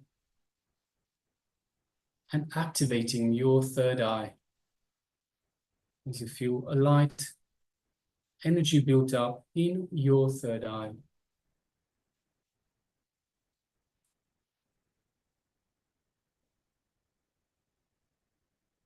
Now let us start chanting the Mahavakya. Om Nityananda Paramashivoham. Om Nityananda Paramashivoham. Om Nityananda Paramashivoham. Let's continue chanting the Mahavakya. And from this space of oneness with Swamiji, let us start manifesting this power of third eye vision, seeing images blindfolded. The image is being displayed for you. Now, let us begin.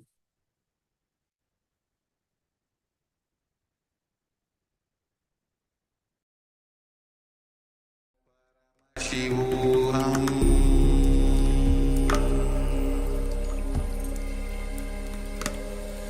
Om Nityananda Paramashivoham.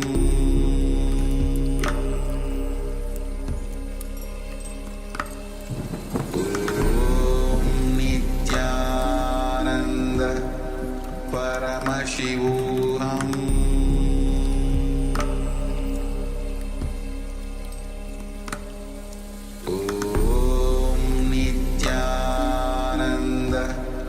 Paramashivoham.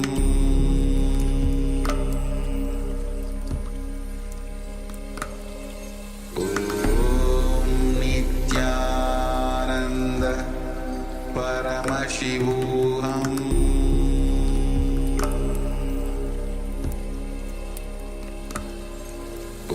Om Nityananda Paramashivoham.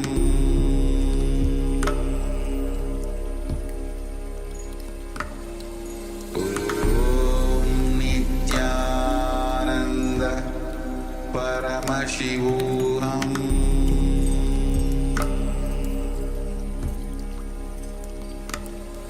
Om Nityananda Paramashivoham.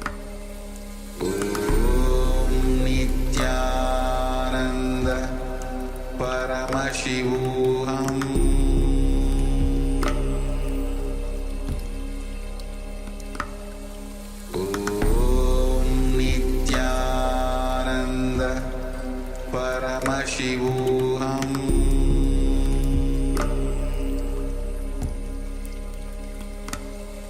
Om Nityananda Paramashivoham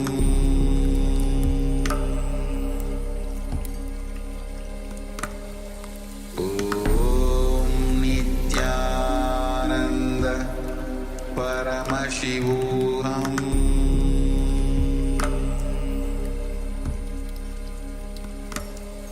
Om Nityananda Paramashivoham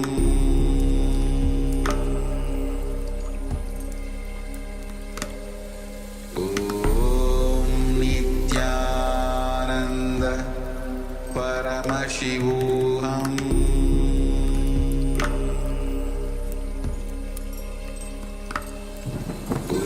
Om Nityananda Paramashivoham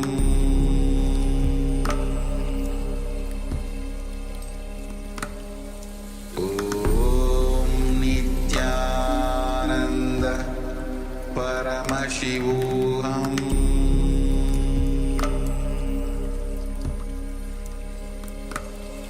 Om Nityananda Paramashivoham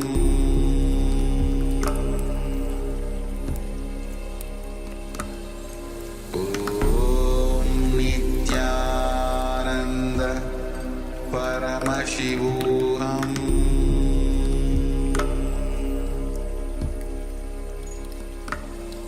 Om Nityananda Paramashivoham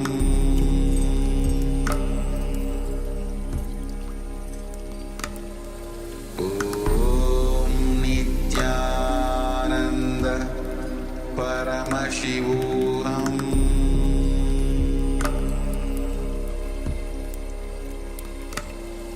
Om Nityananda Paramashivoham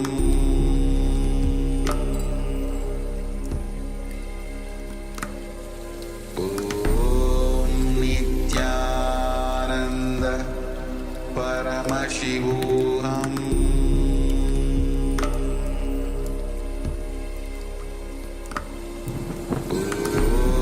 Om Nityananda Paramashivoham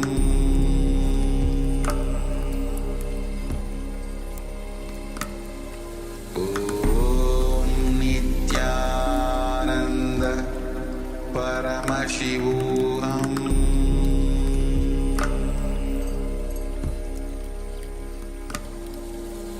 Om Nityananda Paramashivoham Om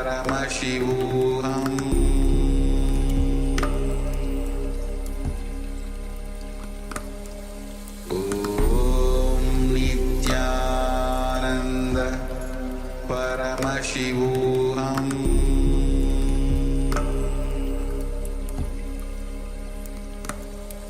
Om Nityananda Paramashivoham Om Nityananda Paramashivoham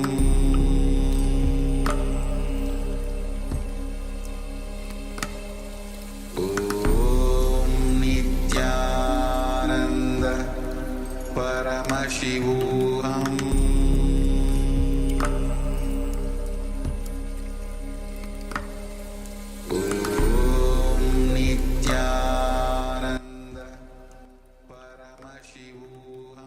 Yes, you can now relax. You can open your eyes, remove the eye bands, and gently let the light come back into your eyes.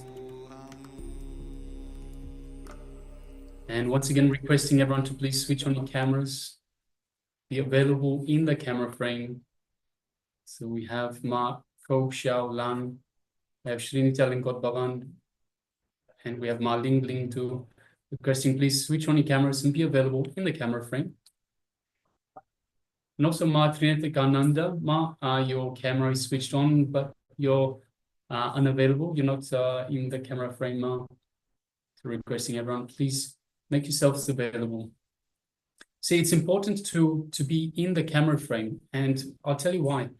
If you have the camera switched off, you are in a more casual demeanor. You are more casual towards the program, more casual towards the teachings of the Supreme Pontiff of Hinduism, power manifestations, whatever segment that we are going through. So you're not being authentic, 100% authentic. And Swamiji says, when you're not being authentic, you're not 100%. You're not 100%, you don't get 100% out of the program. So whatever you put into the program is what you get out of the program. So this is very important. If you are casual, then you will get only a casual benefit back from the program. So requesting everyone, please make sure that you are available for yourself to get as much as you can out of the program. Be available for yourself and be available in the camera frame and in the program, the Paramashivoham program itself. Masio says no manifestation. Okay, that's great. Thank you for sharing. Yes, thank you, Masiawo. So it's okay, even if you haven't manifested, Ma, you are yet to manifest. Let us do one thing, Ma. So Masiawo, requesting, please let us start once again. Change the way we reply. Like let's not have the negative not manifested. Let us say yet to manifest. See, I understand that you are already in the process of manifestation. So just because it hasn't come through just yet doesn't mean that you are not manifesting. You are yet to manifest. See, understand a river starts with a small stream. When you have the small stream, you don't see it from far away. But when the river gets big, you start seeing the river even from further away. In a similar way, it hasn't yet come through in a way that you can perceive it. But it doesn't mean that it hasn't started. The power manifestation hasn't started. So you have started the process, you have started the manifestation, but you're unable to see just yet. You have not yet manifested. All right. So requesting everyone, if we have any participants on YouTube that want to share, please go ahead now. So share with us what was revealed to you in your third eye. So for this power of third eye vision.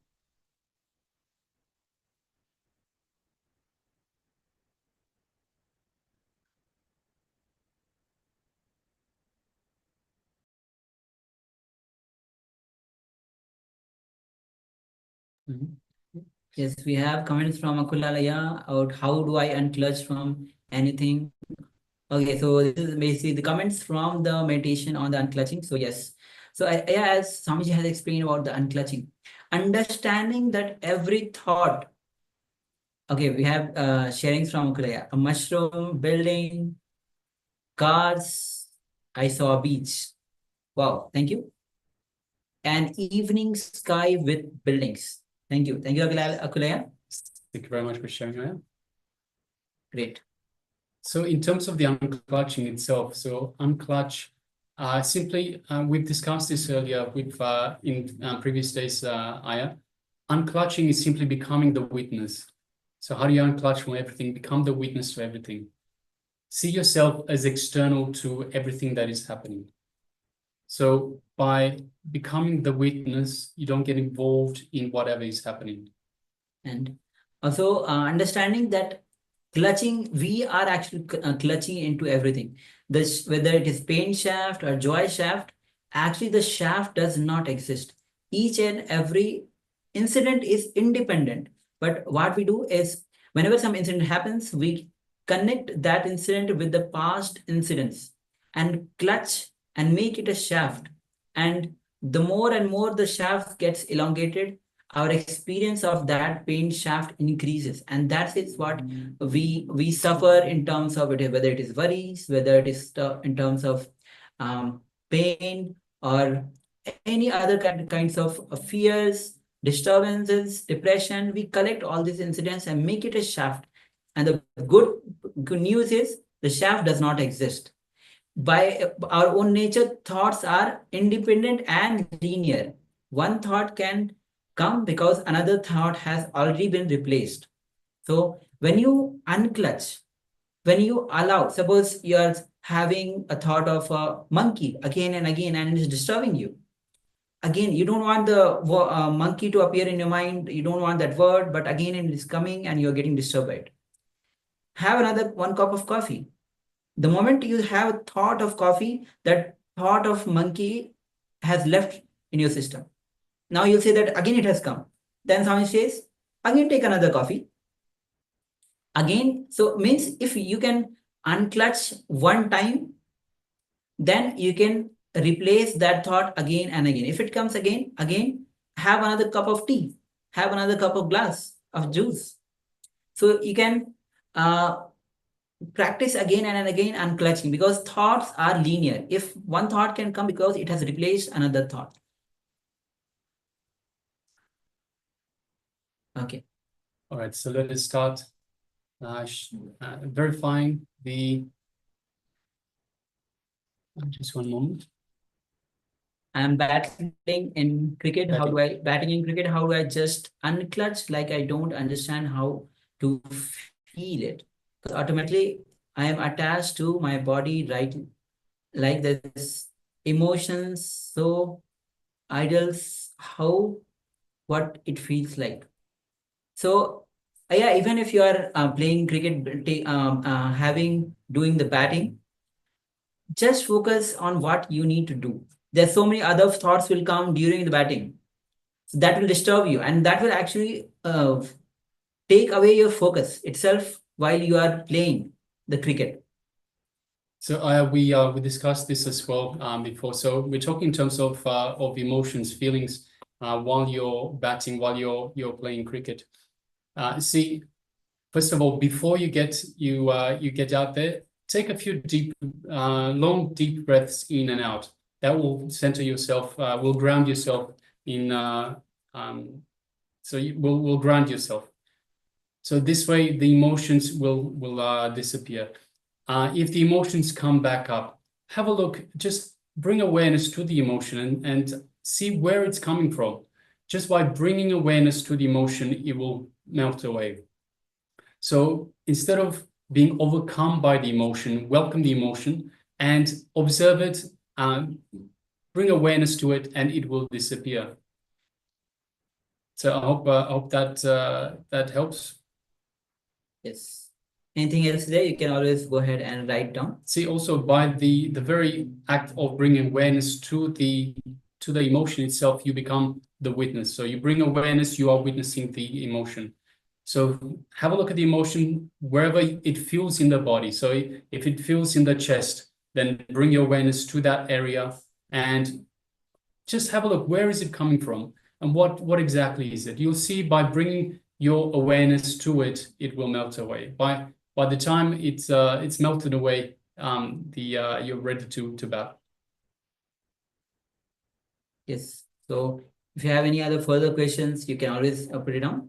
And any other any participants who are having any issues in regarding any of the questions, any other sessions, please go ahead and can ask. Meanwhile,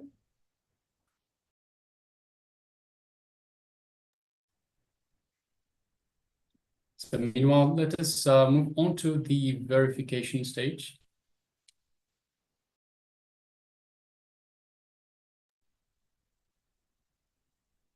So just one moment. Just bear with us for a moment.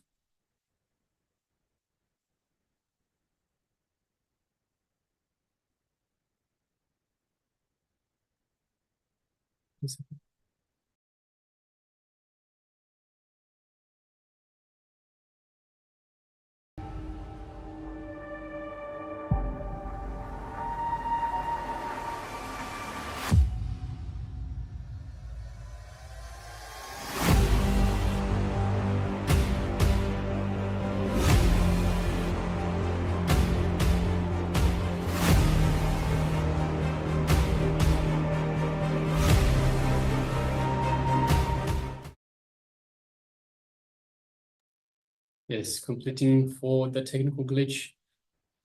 As always, technology is great but only when it works. All right, so let us move on to the verification stage. So we'll be displaying the image that we did earlier for this round of calm meditation. As you can see, it's a beautiful scene. You can see sunlight, just sun and the sunlight just in front at the back, and a small beautiful boat, and the reflections of sun falling on the river, and the small beautiful petals of the flowers have fallen on the water. You can see both sides. You can see the trees. So it's a beautiful scene. Who would not like to be in this beautiful scenery? So yes, this is the picture that we have displayed. So just checking. So Akul, yes, Aya? yes. A beach, a mushroom, building, cars, an evening sky with buildings. So we definitely have the evening sky. So it looks like the sun is setting. We don't have the beach as such, but we obviously have the body of water. So a beach is related to a body of water. So we have the body of water, and so we also we can see the sun set, and of course the sun is also related to. For sharing eye, and congratulations manifesting. Yes. All right.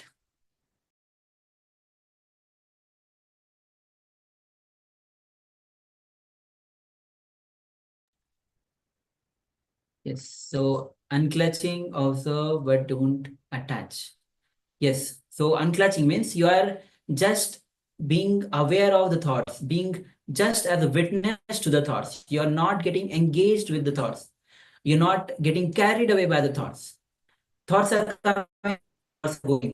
Thoughts are coming and going. You're just a witness of the thoughts. You're not getting, if some worry thought comes, your consciousness is not getting worried. You're not get carried away by those thoughts.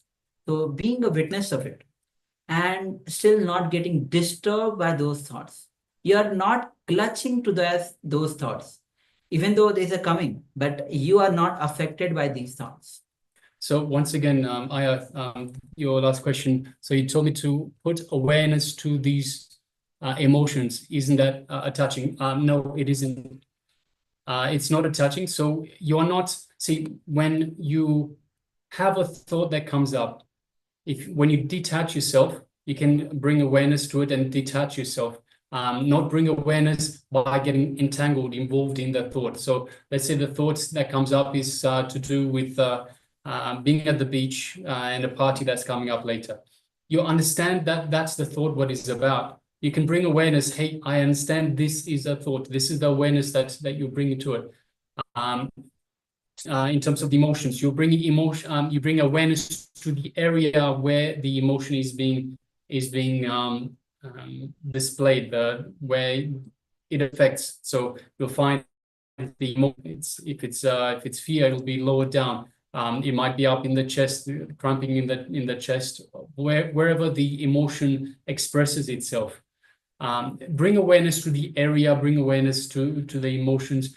That emotion. Understand that it is that emotion. So that is bringing awareness to it. Getting involved in it is getting overwhelmed by that emotion. So we just bring awareness to understand, yes, this is an emotion. You can even, as we said a couple of days ago, you can put a label on it. This is emotion of fear. This is emotion of love. This is emotion, whatever the emotion might be. So by bringing awareness to it without entangling it in it is not attaching, is not getting involved in the emotion. So you bring awareness, you know that it is there. You bring awareness, but detachment at the same time.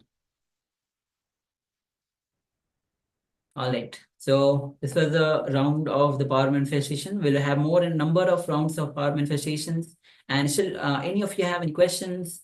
If you feel you need little clarification, you have some doubts, you can always put your questions where the acharyas are always available to answer these questions for you. So make sure, even anything, those on the next season of Paramashivaham Sena is going to start in few days when the Paramashivam, right now the glimpses is going on, few days, the Paramashivam program itself is going to start.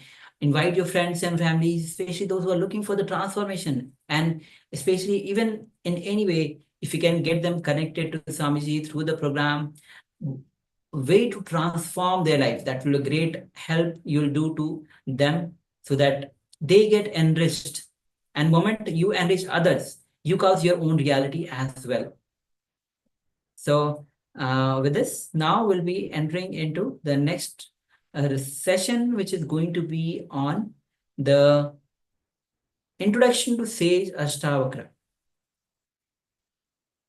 So let's come to the space of listening, and we'll be going through who Ashtavakra Swamiji will be revealing on that, and what lessons to learn from his life. So please come to the space of listening, and let's begin.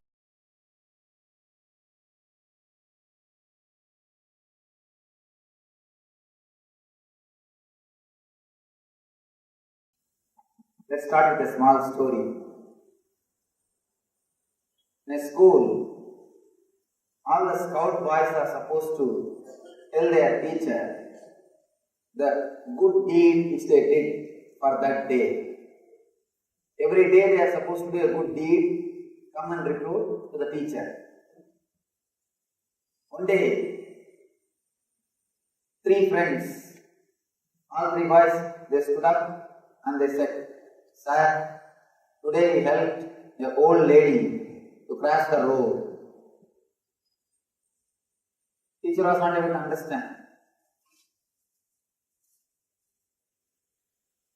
To make an old lady cross the road, to help an old lady cross the road, you don't need 3 persons. Why? Why you need 3 persons to make old lady cross the road? It won't take 3 persons. They said, no sir, it took 3 persons because she did not want to.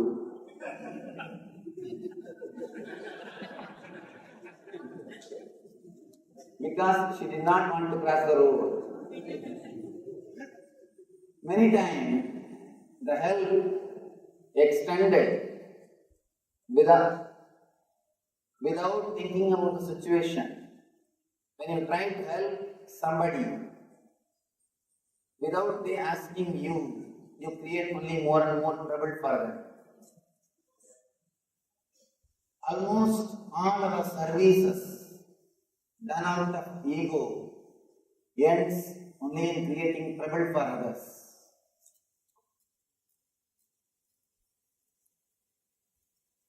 Here, I request all of you, unless you ask, I won't be able to help. By you being here, I assume you are interested or you are asking the help for the ultimate experience of enlightenment. Unless you ask, whatever help done by me will be only a trouble or problem for you. The whole Ashtavakra Gita, this great book, is delivered to Janaka because Janaka asked, if you have come here just to check out, after all what he is saying, let us see. You are welcome. You are welcome, no problem. But please be here completely. Usually, our mind is such. Early morning when you get up and start brushing your teeth, your mind is already in the office. Thinking about office, worrying about office. When you are in the office, already your mind is in the evening program, some cinema or theatre or temple, some evening program. When you are sitting in a theatre or a temple, already your mind wants to come back to the house. You are thinking about the house. One thing is sure, if you are here, your mind is not here. Your mind doesn't stay in a place where your body stays. Your mind doesn't rest inside your boundary. We all live almost like a ghost. Body is in one place, mind is in some other, mind is somewhere else. You don't stay inside your boundary. If you really want this 3 days program to be a big help, if you really feel that it should help you, if you really want to have some help from this 3 days program, I request all of you to stay inside your boundary for all this 3 days program. Please be inside your boundary, inside your body. This whole program will do miracles in your being.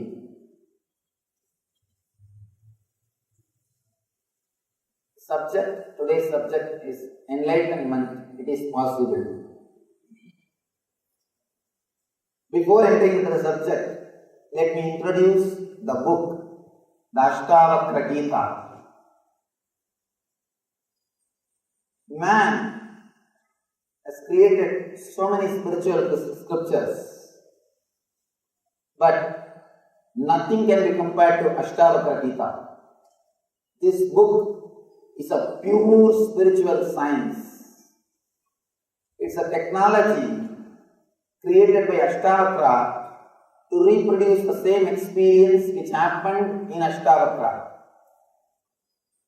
Understand? Scientist is a person who creates a formula to reproduce things of the outer world. Anything happens in the outer world. Newton saw something in the outer world. He started contemplating on that experience.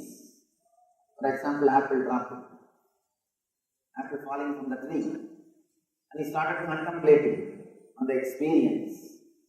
And he created a formula, he created a theory through which people will be able to understand about gravity.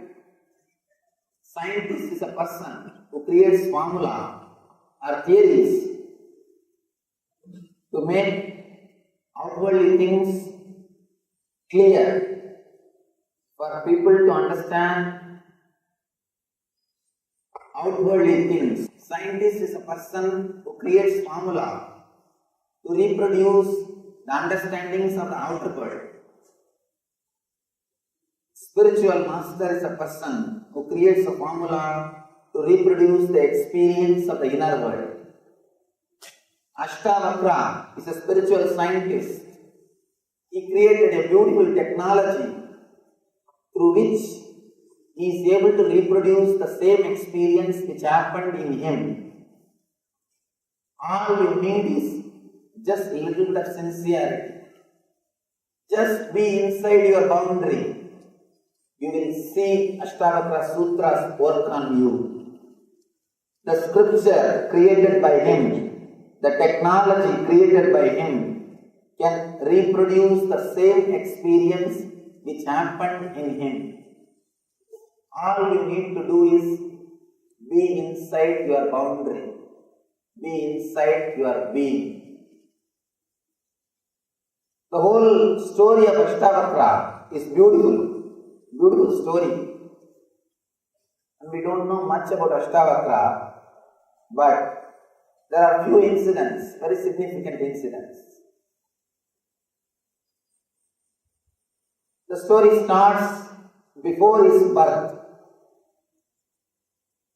It is supposed to be a Puranic story because it's very difficult to believe this as a fact. The story starts when Ashtavakra's mother was carrying him, when he is in the womb. Ashtavakra's father used to recite Vedic mantras. He used to chant all the mantras. When the father was chanting all the mantras, the son used to hear all the mantras. Suddenly one day the son from inside started questioning the father. What you are chanting is a pure verse. It has no juice. It has no experience. You are just an intellectual pandit. Where is the truth? Father was shocked. I think from Ashtavakra the generation gap problem started. Ashtavakra is the first person who started the generation gap problem.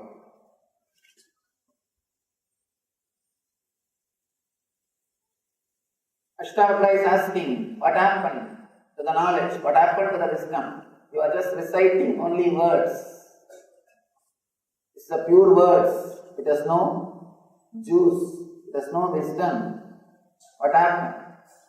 Of course, father, as usual, was deeply hurt. And Pandits' egos are always very strong because their whole personality is built on words. So actually, you can easily hurt a person who lives just with mere words. Pandit can be easily hurt than anybody else because his whole mind, his whole life, whole thing is centered on words. He can be easily cheated. You can easily cheat a Pandit, just give him 2-3 compliments. Just verbally tell him you are a great person, over. You can easily hurt him by telling few words. His whole life is centered on words. Words and words. So he is deeply hurt. The moment he is deeply hurt, he cursed. He cursed the sun. What? Before taking birth itself, you are questioning me. And after taking birth, what all you will do? Who knows? So he just cursed him. Because of the curse, Ashtavakra took birth with 8 problems or difficulties in his body. And at 8 spots, his body was disabled. He had 8 curves in his body. The story is, I don't know whether the story is fact or it happened or all these things, but the story has got some significance, it has got truth in it. Let us understand the truth behind the story. Usually, the great masters who take birth on the planet Earth, they take conscious birth. Consciously they enter into the mother's womb and they enter into the body and start radiating their enlightenment. This story also says the meaning of the story is Ashtavakra was conscious even before birth. That is the truth. That is the meaning of the story. We do not know, we can't prove whether really he spoke or whether really he was cursed and all those things. But the truth which our masters are trying to explain through this story is Ashtavakra was conscious of his being. He was conscious about his birth.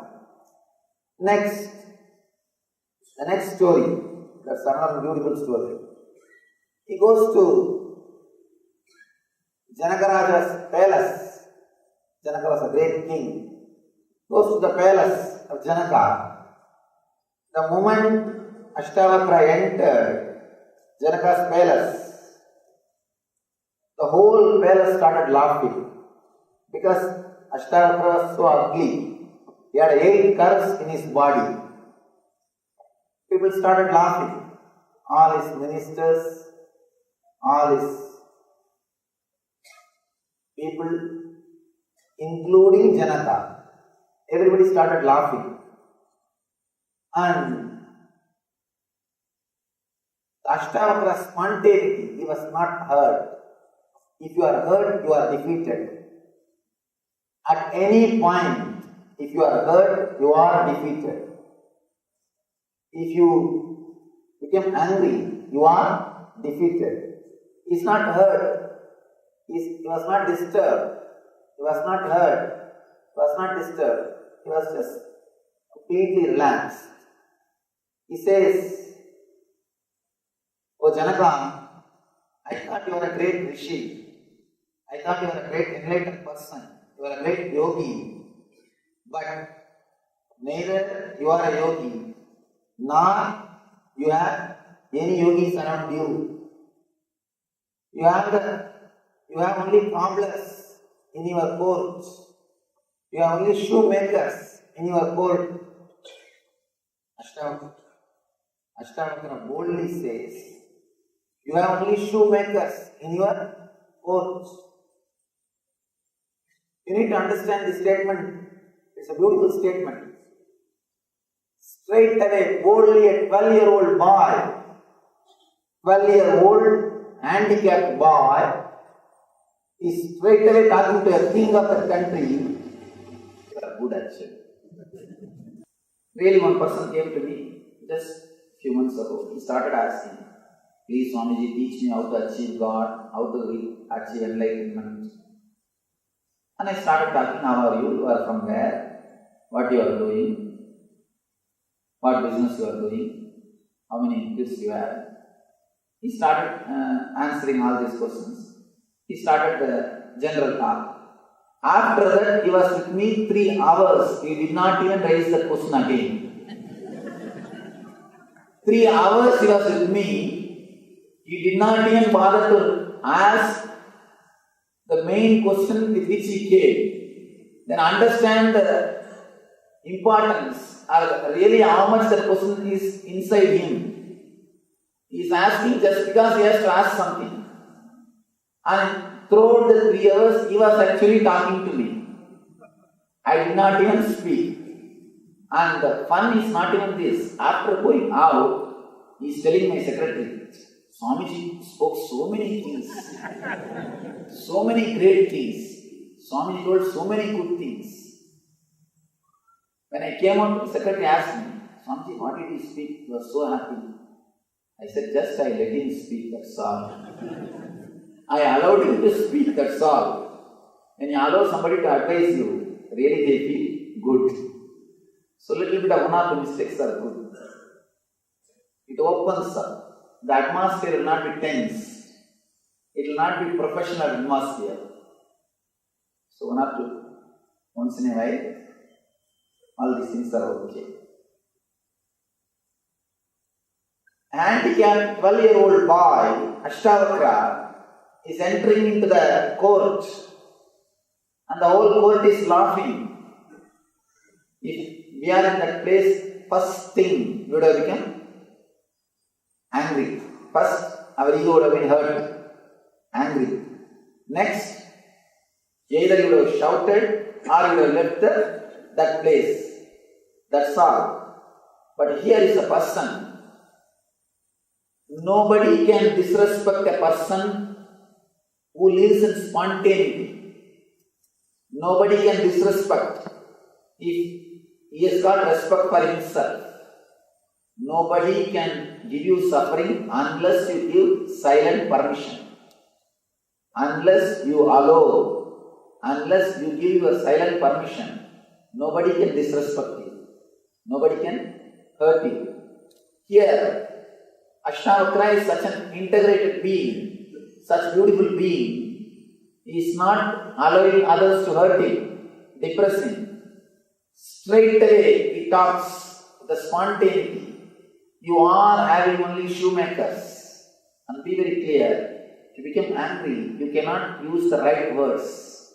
He is using a right word. Cobblers, shoemakers. Janaka was shocked. Ashtavakra is explaining, these people are only seeing my skin, not the being. Cobblers see only the skin, not the reality.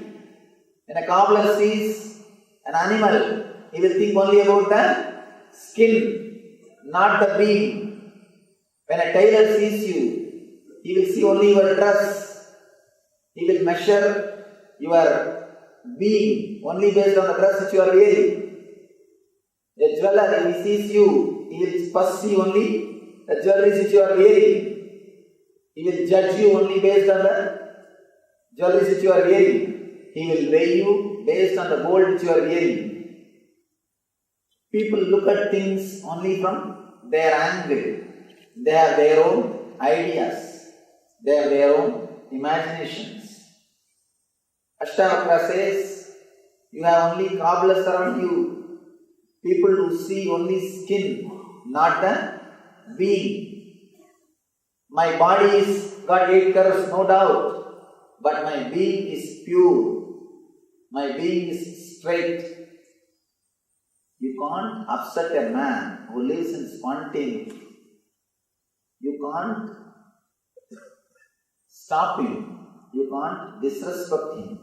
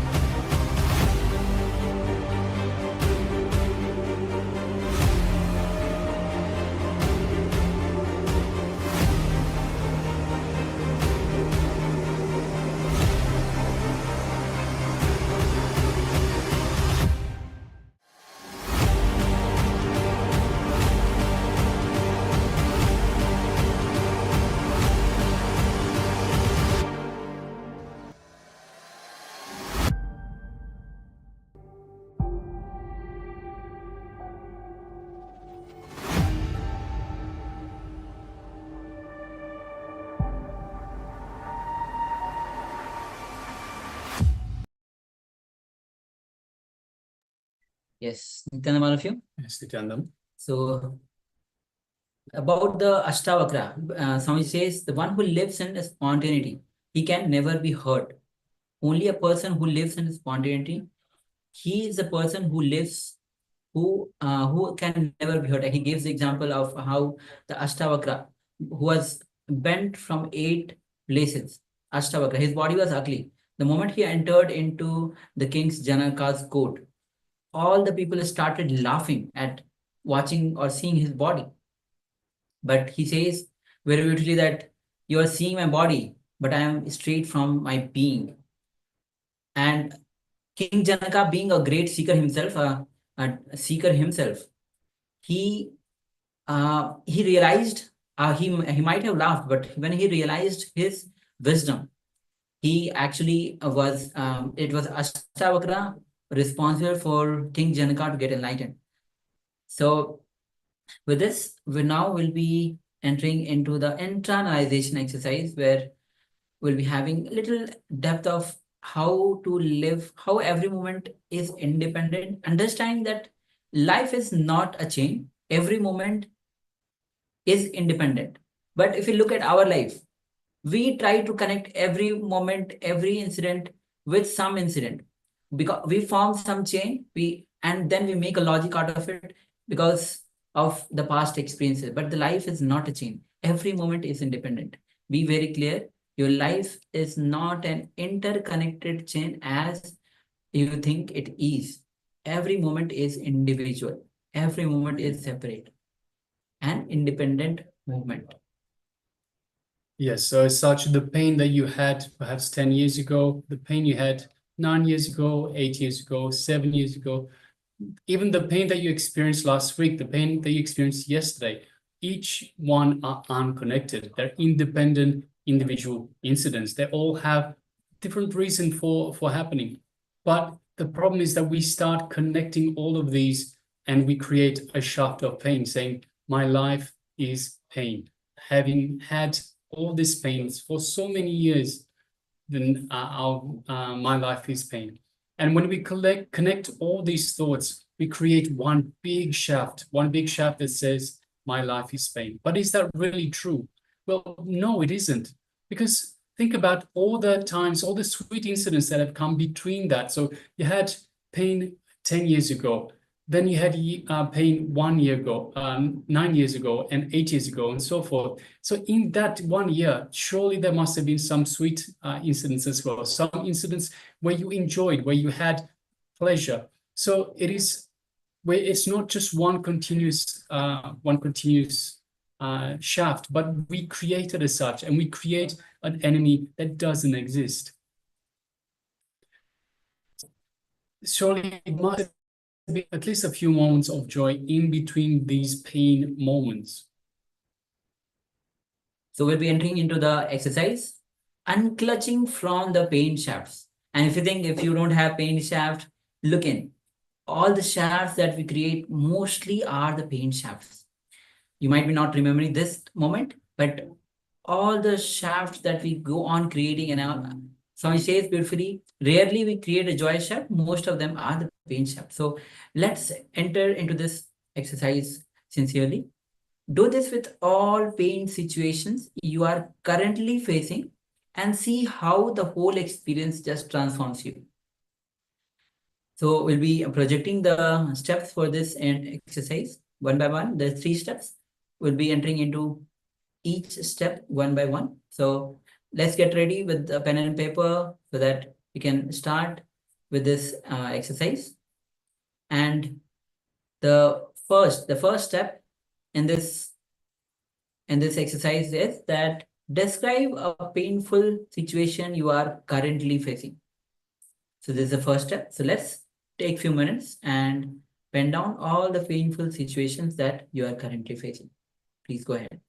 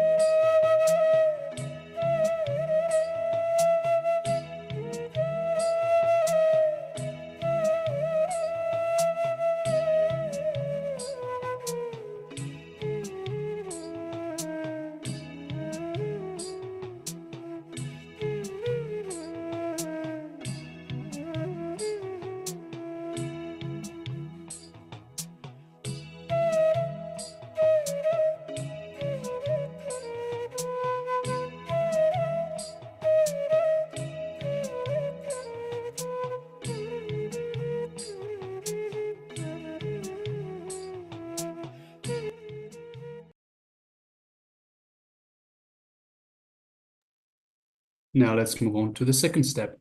Write the chain of events, the pain shaft, and the pain chain that you have associated with it.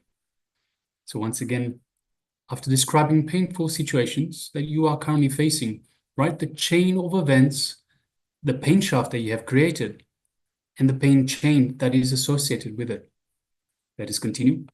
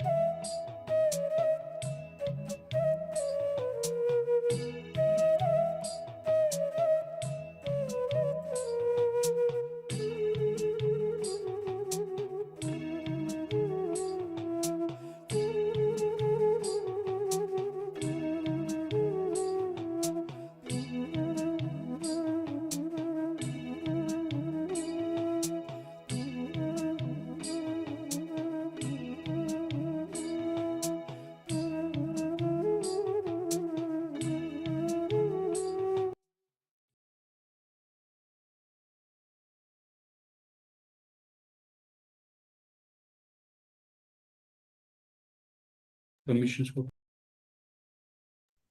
Now, let's move to the third step. See how all of these incidents are disconnected and separate from each other.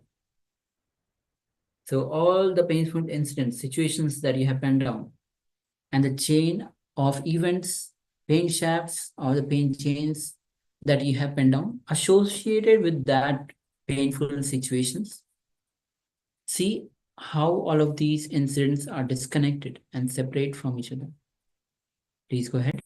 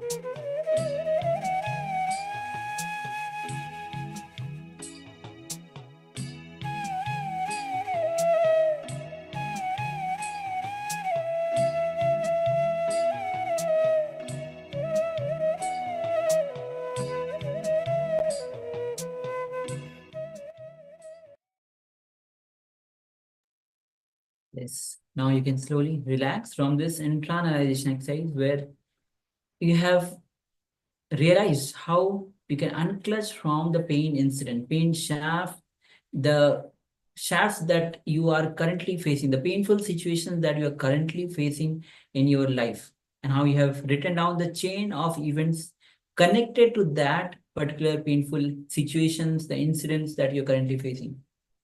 And when you have written down, you must have seen how these incidents, the form, the chain of events that you have penned down, how these each incidents are totally disconnected and separate from each other, and have no relationship with the other event, but still we are clutching these incidents and making a chain out of it, making a pain shaft out of it. All right. Yes. So we have questions from Akulalaya. He says, so I'm unable to unclutch from my body. I want to feel weightless. How do I do that? So Yes. in terms of unclutching from the body, first of all, we need to understand you are not your body. You have a body, but you are not your body. This simple understanding will help you unclutch from the body. When you understand that, we spiritual beings having a human experience, we're not human beings having a spiritual experience. So this is a very cognition. To understand this body after birth, we can incarnate with body. But we've had so many different bodies. We've had perhaps millions of different bodies. So why would you be attached to this one? See, when you understand, you are coming back again and again and again, life after life, life after life. It's the same thing again and again. It's in the same way. Let's say you have 1 million different clothes in the wardrobe. Why would you be attached to just one? You would want to national ones, and you have all the different ones. And it's the same way with the body. You need to understand this is just another cloth that we take use, not that we take birth and we use this cloth, this body. So there's no point getting attached to it. Understand that we are not the body. We have a body. We use the body. It is in a way a utility for us to live our life, to reach our goals. So what are our goals? Superconscious breakthrough. And we reach that superconscious breakthrough by using this body, through the use of this body. But this is not us. This is not who we are. You look different from one body to the next, from one life to the next. That is not who you truly are. You are a spiritual being. You are part of Paramashiva. You are little energy parts of Paramashiva, the microcosm in the macrocosm. So understanding, you will be able to unclutch from the body. So unclutch from the body, understand this is, I'm not the body. You can even recite to yourself like a mantra. Let's say first thing in the morning when you wake up at Brahmamurta, you can recite to yourself, I am not the body, I am not the body, I am not the body. So recite these a few times. It will help you unclutch from the body. Understand that you are not the body. You are a spiritual being having this human experience. That is all. And in terms of feeling weightless, so we have there are lots of material, lots of videos on the SPH channel in terms of levitation. So perhaps you can have a look if you're restless, and it's possible that you might be. You can have a look through and identify these videos and go through them. Follow the techniques, follow the instructions, the meditations, and so forth, and you can achieve weightlessness in that way. And also I'd like to point out, the moment you feel more kind of a restlessness, or that is a way that means you're more clutching to your body. The more you're clutching to body, the more thoughts per second increases. The best way to just relax. When you are relaxed, automatically the restlessness reduces, thoughts per second reduces. And automatically you will be evolving, you are cultivating that space of restful awareness in you. So being established into that unclutching space. So when you are not able to unclutch, that means you are clutching again and again to the body. So just be relaxed, and that becomes the pattern in you. When you start to unclutch, that becomes a pattern in you, and that grows. All right. If you have any further questions, you can always put your questions, and all the participants on the Zoom also, you can put your questions. All right. So with this, now we'll be entering into the power manifestation. And again, so we'll be entering into the power of seeing picture blindfolded. So let's get ready to manifest the powers of third eye. We'll be projecting you the image on your screen through the power of third eye. See every single detail that is being revealed to you, that Swamiji is revealing to you through the power of third eye, through the third eye. So let's get ready. You can cover your eyes now. You can cover your eyes with the blindfold. Make sure that you are not using your hands to cover your eyes, because you might get a feeling to remove your eyes, and you'll be able to see the picture which is being displayed. So the whole idea is to cover your eyes so that light doesn't fall, and you are manifesting this power through the third eye. So let's get ready. You can cover your eyes now, and also requesting all of you to switch on your cameras. We have been joined by the new participants, Yusham Nityanandam. Yusuf Nityanandam. Nityanandam, welcome. And all the participants on YouTube, you can also cover your eyes now. And let's get ready to manifest, enter into this power. So sit with your head, neck, spine, and straight line. You can close your eyes. Remember that sweetest moment that you cherish with Bhagwan in your inner space. Feel his deep love, the overflowing gratitude, the grace that he showers upon you. Just by remembering him, remembering Swamiji, how you feel, how you experience that restful awareness. You are being drawn to him in that space of pure consciousness. Any doubts, any self-doubts that you have, just unclutch. Any fears, worries that you have, just unclutch. With deep feeling connection with Swamiji. Now let's start chanting the Mahavakya.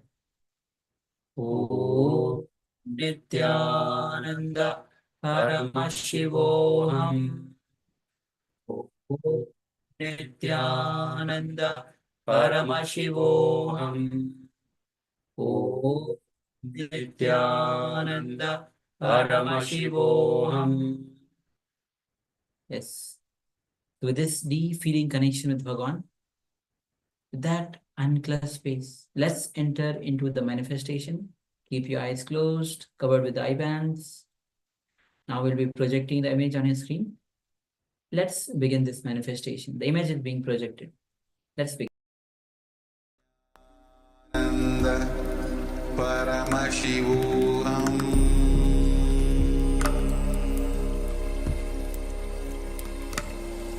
Om Nityananda Paramashivoham.